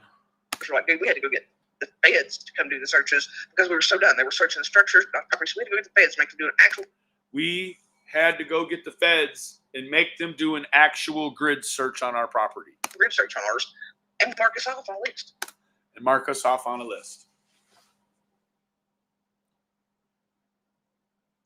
So that whole time, I don't know where the hell the list was. I don't know who was directing these people. There was trash left behind by searchers. There was personal items. I mean, I had to keep calling for people to bag because they were left behind.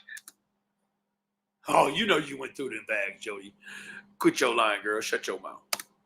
And I think some people were just, you know, I don't know. It was weird.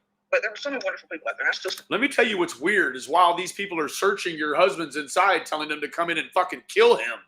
That's what's fucking strange. You think people that are fucking in the woods looking for a little girl leaving a bag, you think that's strange? No, your fucking family's behavior is strange. Fuck you mean?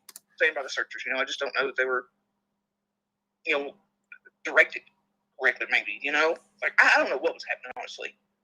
But, I mean, I doubled down on my efforts in the videos, not to piss anybody off. I was trying to She doubled down her videos, her efforts in the videos. get the hand signal peace. You know, like, I don't mean any harm because it seemed like I and other neighbors were being, you know, like, and we had no dance. But I mean, those searchers were amazing. That's the thing. And I just don't think they were sometimes wielded as well as they Wielded as well. Well, fuck. Your husband was telling him to come in the house and kill him. What are they to do? You want the whole fucking cake, don't you? You want them to come and scratch you up. They had to make the feds come and do a search, do a grid search, and mark them off the list. But when EquiSearch comes, you scream and holler and try to get them to kill you. That don't make no fucking sense. But that's what we've heard. should have been. But I mean, there's still 2 giant pieces of that property. And so the people in this group watching right now with me tried to help me get equipment up there. Before I left the property to have parts mowed down by other neighbors. Wait a minute. No. Jody Sue, why the fuck would you mow 2 large swaths on your property? Let's imagine the poor girl is laying in the grass and you hit the young girl's body with the fucking mower. What do you have? You no longer have evidence. You have spaghetti meat. What are you talking about? To where we could make sure nothing was there, you know, but it's one of the easiest places to actually walk. That is never what you do when you're searching for a body. I repeat, you do not fucking use a mower. That is not what you do. On the property, but it was never touched, you know. But there we go. So Jody Sue and all her fucking great ideas. She wants a big ass mower over there to find out if they can run her over with the fucking mower, right? If she were there. Now, you also have someone who is doing all of this bullshit online to reportedly help find a little girl. But you mean to tell me you got 2 large swaths on your property that you didn't clear your fucking self?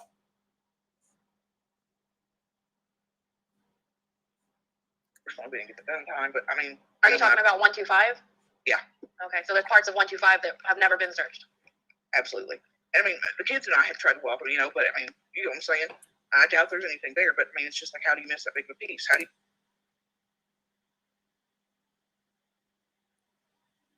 Oh, man.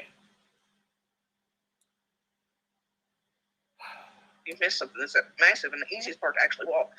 But it seemed like a lot of them were direct. It was like they're almost, it seemed like all of them were thinking they hadn't been searched. So their goal was to actually, they would touch buildings, go on farm, whatever, you know.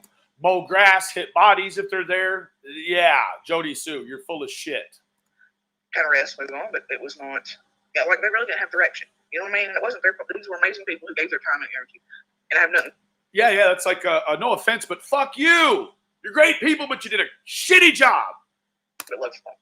You know, I just don't know that some were, and that there were some that just kind of did their own thing. They were like, forget direction. I know what I'm supposed to do, and they were well trained, and they did. You know, well, I mean, but you can. What do you mean? So they didn't follow directions, but they were well trained.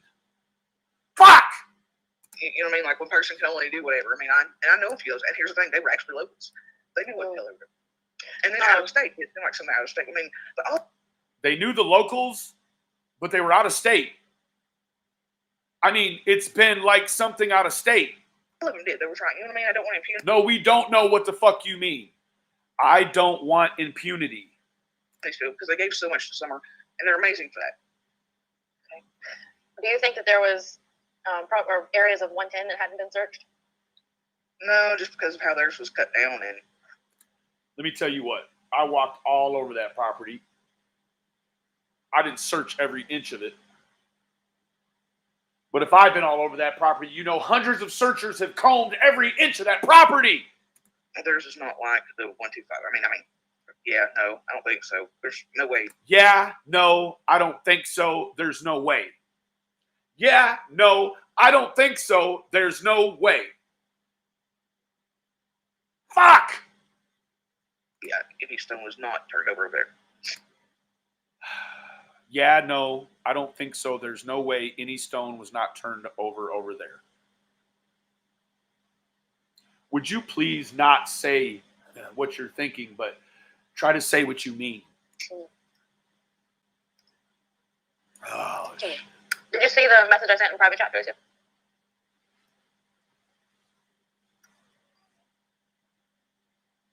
Tomorrow? No, just whenever.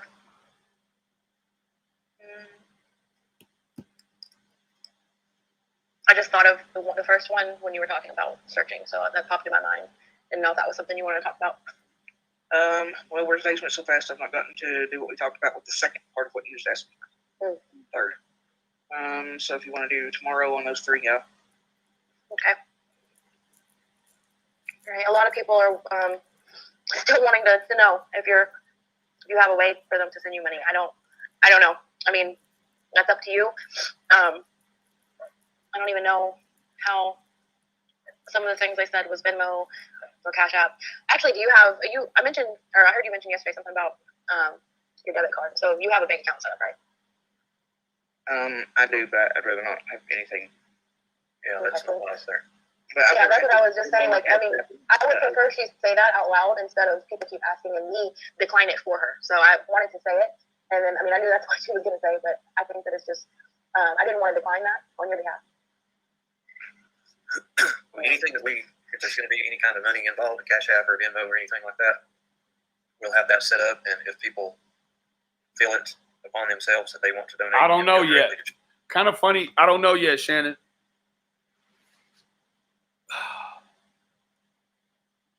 Scott just only bumps in the way here when he's trying to save it.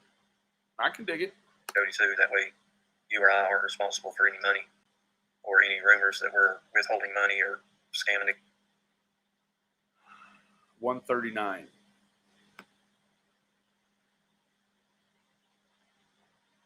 Yeah, that's what I was saying about card, a Walgreens card, a CVS card. They'll be able to help with that. And I mean,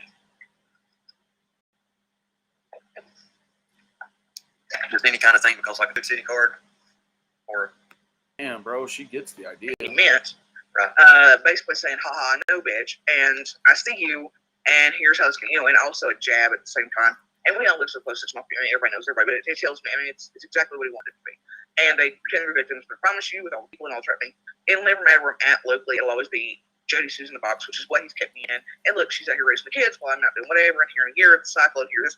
And honestly, I mean, I'm hoping everything this time breaks to where that cycle is, even in Baltimore's mind, it's like it ain't ever. So it's like, we're done here. A lot of people in chat, y'all are asking about PO boxes and stuff right now. We don't know where her permanent address is going to be, so that's a little bit too far ahead of the game. Right now, things just need to be cash only, no address, no way to be tracked, nothing, no paper trail. Basically, disappear her. That's some weird shit. Disappear her. You mean make her got gone, Scott? Is that what you mean, bud? You want to make Jody Sue got gone? Do you know how to make her got gone?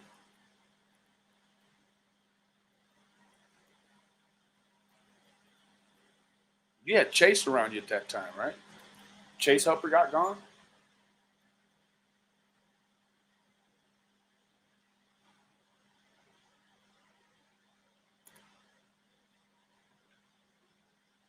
No old phone numbers, no old passwords, nothing. Mandy asks, thank you for the super chat. She says she's telling you Jody Sue Venmo can take cash from us and you get a Venmo card that works like a debit card. That way nothing is in the bank. That sounds like something good there. For now, until things settle down. Yeah, I think, honestly, We don't need Jody to get surprises like that. I can't hear two people talking at once. What did you say, Jody Sue? I think the best idea is if people are adamant that it goes to me and whatever, that it be sent to you all, and then we'll determine from there. Because, like I said, I don't know. I don't want to take away from someone at all, and I don't really want to do that. So I don't know. You've taken away from Summer. That said Summer. She said Summer, but it read someone. I assure you, she's taken far more than just money. All right, love. Be careful. You've taken far more away from her than just some Cash Apps and Venmos. I don't know what to do. I know this isn't something that you asked for. I know that, guys. I offered offline a week ago. I don't know, maybe more than that. I don't know. Offline, I've offered, and she said she didn't want to take anything because it's. Kudos to you, Penny. That's the way you're supposed to offer it. Offline, right? That's real resource offline. That old funny bunny shit that Scott was trying to do, that old online shit, that's like, let me tell you a secret. Never mind. That's that old weird shit. It's not about that. It's about Summer. And this was outside of the crowd. This was a private conversation. So, but you guys are bringing it up. That's the way you do it, Penny. Kudos. Good on you. And I think it's beautiful that everybody in here wants to help. There is, unfortunately, some of the main characters in the story have set a tone about, making a show about them, and that's not what she's doing. Making the show. I know Penny doesn't think these are shows, but everyone else does. They think these are shows. This isn't a show. This is an investigative segment. She knows that tone has been set, and she doesn't want people to think that that's what this is. So just remember, Jody, there's a difference between a hand up and a hand out. Yeah, well, there's also a difference between you take pennies, somebody's going to discredit you, but you take pennies, somebody's penis. Oh shit. Depends on the penis you take, I suppose, but I think that meant pennies between, it's to the point, it's like, was that supposed to be some sort of epithet? 144. People to think that that's what this is. So just yeah, everybody's made Just remember, Jody, there's a difference between a hand up and a hand out. Yeah, well, there's also a difference between, you take pennies, somebody's going to discredit you, but it's to the point, it's like, I can't speak if we're not safe, and I can't stay safe without help. right, exactly. That's the snake eating its own tail, Jody. You do have a choice here. You're acting as if you're in a lose-lose situation, and you are not, my friend. You are not. You were not. This is from July 24th. Here it is, fucking January 6th. Holy shit. You knew that the whole time, and we knew that the whole time, man. It's the bullshit you did back then to make it seem like you needed all this. Like, But so I don't know what to do, and I think the best thing people are adamant about it is, they send it to you all that way. There's no, well, they're abusing it or this and the other, and also anything left over is used for summer. well, somebody pointed out that on Facebook, you can send money over Facebook. I think that's where the debit card question was from, is that as long as you have a bank account, people can send money through Facebook. So that's like, there's no third party involved. It's not, that way it's not me and Scott in the middle. It's just whoever wants to, they can seek you out and through that channel, and then do what they feel like they want to do. And that's not you seeking people out. That's people who are coming to you. So I think that's a good idea. Well, Penny, in the beginning, she wasn't seeking people out. Now that her and Doug are in a domestic relationship, she's seeking people out. I mean, she popped up. We all remember how Doug abused Ziggy, right? Funny how Jody Sue, in all her best thinking, now the only place she can rest is at Doug Drug the Abuser. Sounds about right. Jody, sounds about right. Sounds about like you just choose to be in relationships like that. Yeah, I don't know. I just, not It's just something to think about. You have to make a I don't want to be decision. validated. I don't want to be discredited because of, and it just doesn't serve me because I have bitched this whole time. I bitched and bitched and bitched because I've watched all these people run out and make money off of YouTube and all these other places, and I really don't feel like for me. I feel like it just helps discredit and eat me alive. Oh, shit. Oh, shit. What about the hotel and all that shit that they gave you? What about the hotel room you smoked cigarettes in? You dusty, musty. No matter what situation, and that's just kind of how I feel about it. I just don't know. I don't know how to feel about anything currently, but I know that I'm just trying to do what's right, and not have to do.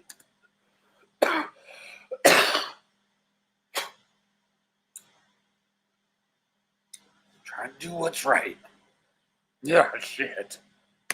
What feels right, especially for my community, and to try to reach out and put light in the world and do my best by. And I'm trying, even at risk to myself, and what's probably going to fuck me 3 weeks from Sunday. But I'm trying to do what's right. And honestly, the thing is, it's like, man, What was the thing she could have done to been right, Benny? Well, let me tell you, Benjamin. She could have gave her fucking statement to law enforcement and then shut the fuck up. That way, if this thing ever went to a criminal trial, she could still be utilized as an asset or an instrument in the way of being a state's witness.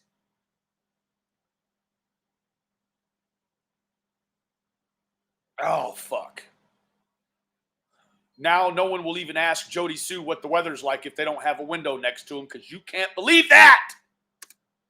I don't want to feel bad for coleslaw at all. And here's the thing, I don't.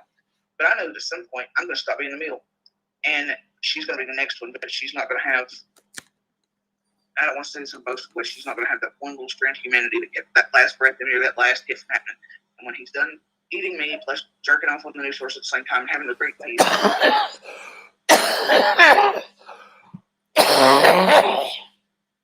this woman, she talks like Doug, jerking off, all this crazy shit.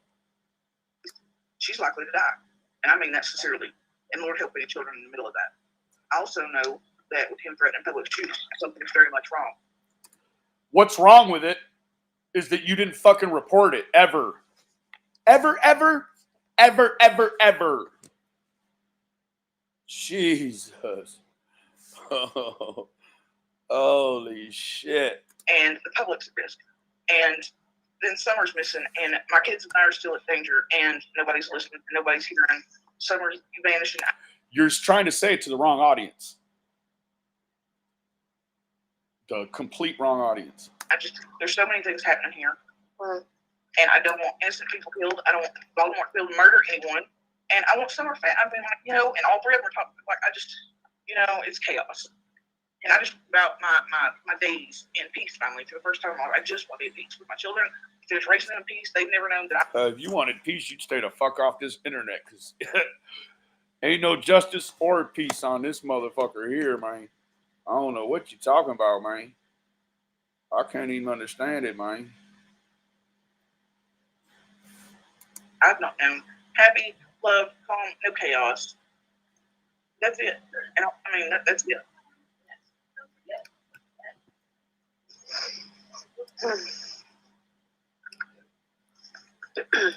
Sleep on it. Scott and Penny can contact you, and you can contact them. Please stay safe. Somebody said Kelly had a good idea. Let's see. Yeah, I tried to type it, but I went and clicked on the bar. Yes, Kelly. Can Jody decide options offline to keep her and her kids safe? Yeah, I think that's probably the best idea is to I was just making things for her to think about. You don't have to make a decision, just giving options. Yeah. You can't make decisions if you don't know what your options are. Great. Yeah, I agree. So you have to provide somebody options, that way they can think about it. What's going on with this phone? Y'all have it plugged up and it's still wanting to die. The battery is just being eaten alive. Yeah. Hey, what's up, Scott? Man, you want to come up here and discuss your opinion of what's the current terrain with the Jody Sue? If not, we are all mad here. That is Scott H. He's in the chat up there above you. I welcome you to come on up if you want to. We've been here for a couple hours now. It's just gross the way Jody Sue is trying to take all the focus off of Summer and put it on herself.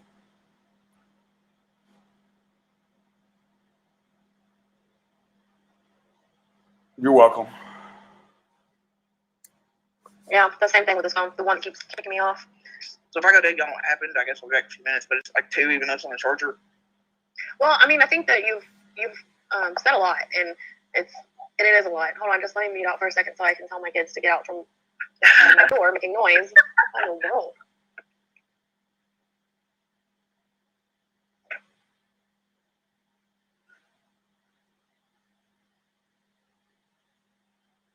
Yeah, I ain't mad at you at all, Scott. Come on over, man. I touched unmute like 5 times, and it finally recognized the touch. So that's where we're at. But you've covered a lot. You gave people a better insight to what all's going on over there. What you've touched on Summer, you've touched on the search, you've touched on your life, you've touched on things, people related to Voldemort. You've gone through a lot. We've covered a lot. And if you want to come back tomorrow, you don't have to. But I can talk to you offline just the same as we can talk here, like we have been. So your phone is about to die, and I would really prefer that you actually get some rest. Yeah. Well, I just want people to know that, Summer's in the middle of this, regardless of my own circus of monkeys, which is, hopefully helping keep popcorn and I don't know, but I just want them to all know to keep her in mind, keep sharing information, call her by her name, make it personal, and maybe if other locals hold pieces, that maybe they're not saying or they're afraid to speak. Just go to the feds. I was going to say, who would you say is the best agency to go to with knowledge that you have, if you know something but you are not comfortable saying it to either? Now, so let's talk about this situation right here. You have to understand, if you go to the feds, what you're what you are applying your information to is the federal theory, which is down the hill, stopped at the road. If you're reported to TBI in Hawkins County, you're applying your data, your info to the state and the county theory, which is the very real possibility that she wandered away. So, you know, and I tell you what, at this term in the game, at this phase in the game, I think that what I probably would do was I would err on the side of the federal government, because ultimately, you know, if this thing with sort of some of the tumultuous past of Hawkins County and that area and the way they've handled abduction cases, you know, let's. One of the things I think that we could ask for instead of protesting is we could ask for an oversight committee. We could ask for a federal oversight committee to come into Hawkins County and start taking a look. You know, that's what you could do. By pressing the TBI, it means nothing. Let me tell you real quick, these protesters were going to go to Knoxville and protest at TBI. That's the forensic center, the DNA center. They don't make any decisions there other than just processing physical evidence. Oh, man.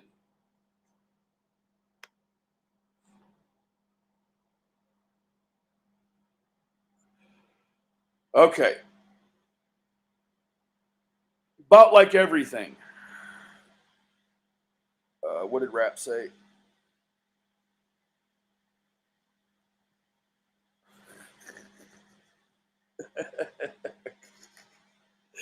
Rap. I mean, hey, the people want to know, right?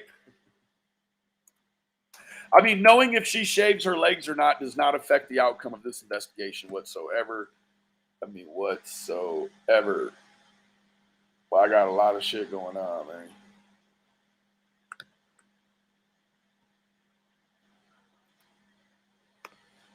It's there if you want it. If you don't want it, man, ain't no pressure, man. No pressure, don't bust pipes. Local PD or TBI, and you say the feds, FBI. Yeah, well, that's the thing, though. Scott's gonna know I'm being. I mean, like, our area, the government is not friends, and that's what Lawson knows as well. They are gonna have an easier time. That's why the Boys Club is what it is. Because some dirt has to fly in order to get what's needed. However, I agree with that. I do agree. I would take my shit straight to the FBI. Donnie says if she wandered away, they would have found her. 200 agencies searching, helicopters, airplanes at night with infrared. They had the heat signature cameras to even find, you know, decomposition temperatures. I mean, they've done it all. Thank you for that, Donnie. You know, they are more comfortable talking to locals as opposed to feds, but sometimes they won't speak to either. But I would encourage them to find a burner phone or just a random broken in the parking lot, or have a stop and give some homeless person $10. You got to imagine how fast could Summer Wells walk. Let's say Summer Wells could walk 1 to 3 miles per hour. And then, so 1 to 3 miles per hour. So if she walked at 1 mile per hour, it would take her 1 hour to go 1 mile. If she walked 3 miles per hour, she could go 3 miles in 1 hour. So you could relatively get ahead of a radius of as far as she could possibly wander. And that's what you get in Don's comment. You know, or something, use their cell phone, call the feds, drop it, something. Good advice. Just, you know, keep her in mind, keep sharing information, keep sharing her name. And no matter who you think's guilty or not, no matter what your opinions are on however it went down, just keep your eyes open and keep sharing her information. And well, you got to share the information, Jody, because as of recently, you say you keep talking in codes and that you don't want to give all the information out. And here we are 6.5 months later, and it's like, do you even have any more information? Or are you just gaslighting this situation? Now it would be for your own emotional benefit or toxic emotional benefit, whatever that may be. A gluttonous, greedy, kind of Munchausen by proxy portion of that profile wants to be recognized and wants to be, someone that will make a victim of their own children so that she can get sympathy. It's not empathy. Empathy is understanding. Sympathy is pity. She matters. I mean, she matters. Someone matters. Keep the picture out there. Keep her in mind. When's the last fucking time you showed her picture, Jody? I have her picture in the back window of my car. Plus, I have a decal that says findsummerwells.com. I do that without even remembering that I do it because it's in the back of my car. I don't think about it every time I get in the car like, oh yeah, look, I got that. I do that. It's like I do it without doing it. I do that without doing it. This, what you're doing right here, isn't shit. And donate the funds that aren't going to go elsewhere. Besides someone. Yeah, everything is a citizen that we do. Anybody in our little circle of internet friends is, I'm going to give you something here to maybe make you smile a little bit. And this is not bragging or nothing. It's just to show you that we're working for summer. Hey, Q Carlotta, my sweet little darling. Could you give me an update on the Summer Wells Marathon that we had last night? Let's get right on past that top right there. Messing with that, man.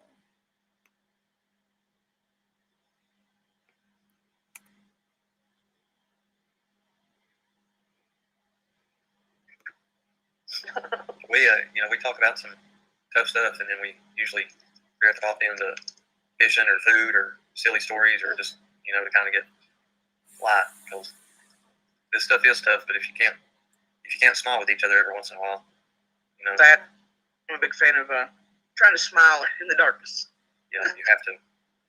I don't know where Q is. She's here. I know she's here. Well, I'm going to wrap this up with that part right there.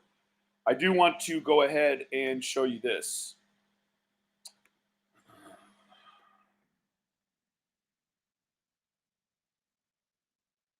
This is findsummerwells.com. We ask that anything that you show in terms of imagery or pictures, that they be approved photographs. Also, if you'd like to stay in touch with what's going on daily on the site, please take the time to sign up.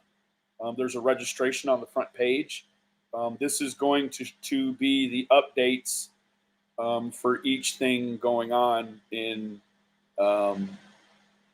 terms of the media for right now. So what I want to do is really quickly, I want to go over.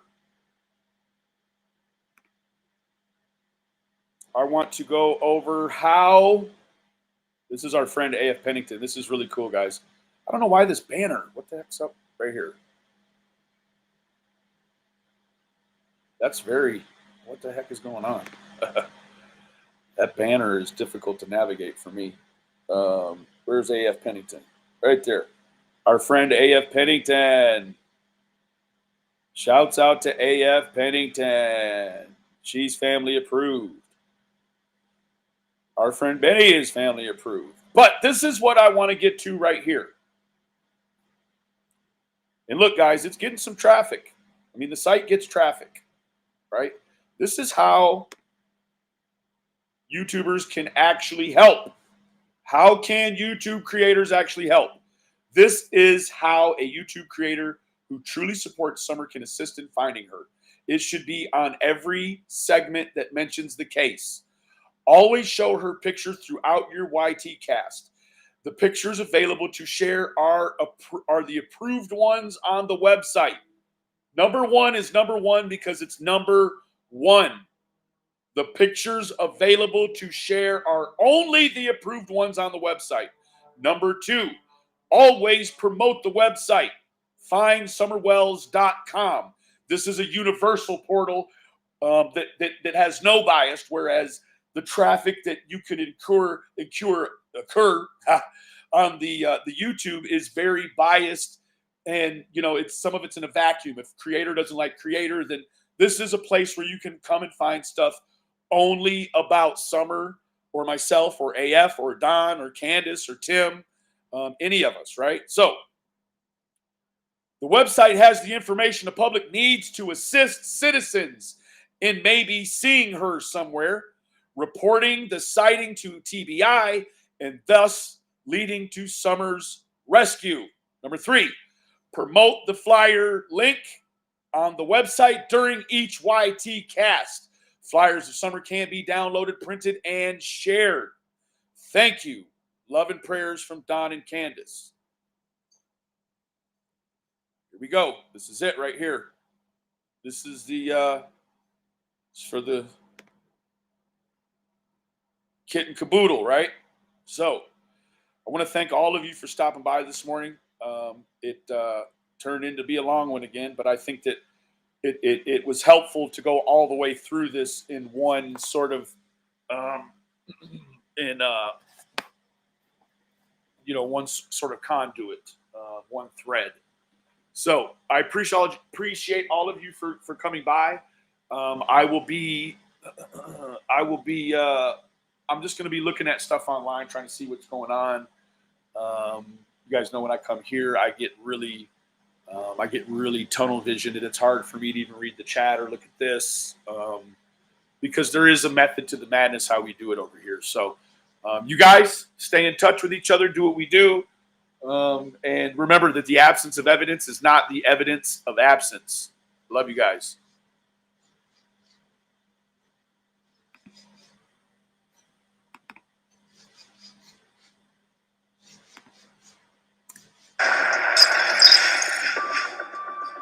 How are you, sir? Hanging in there, just praying for my daughter, buddy.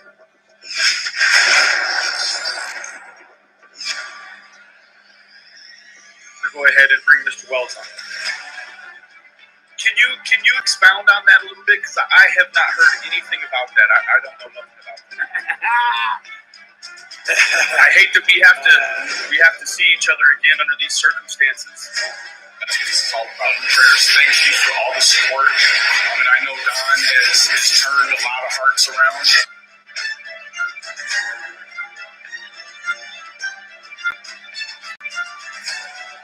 Trying to do everything the best I can,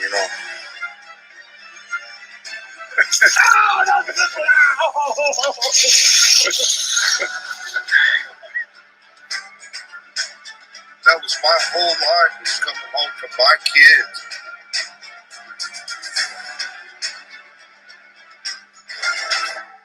Prayers for Summer, prayers for everybody. God bless you all. Prayers for everybody. God bless you guys.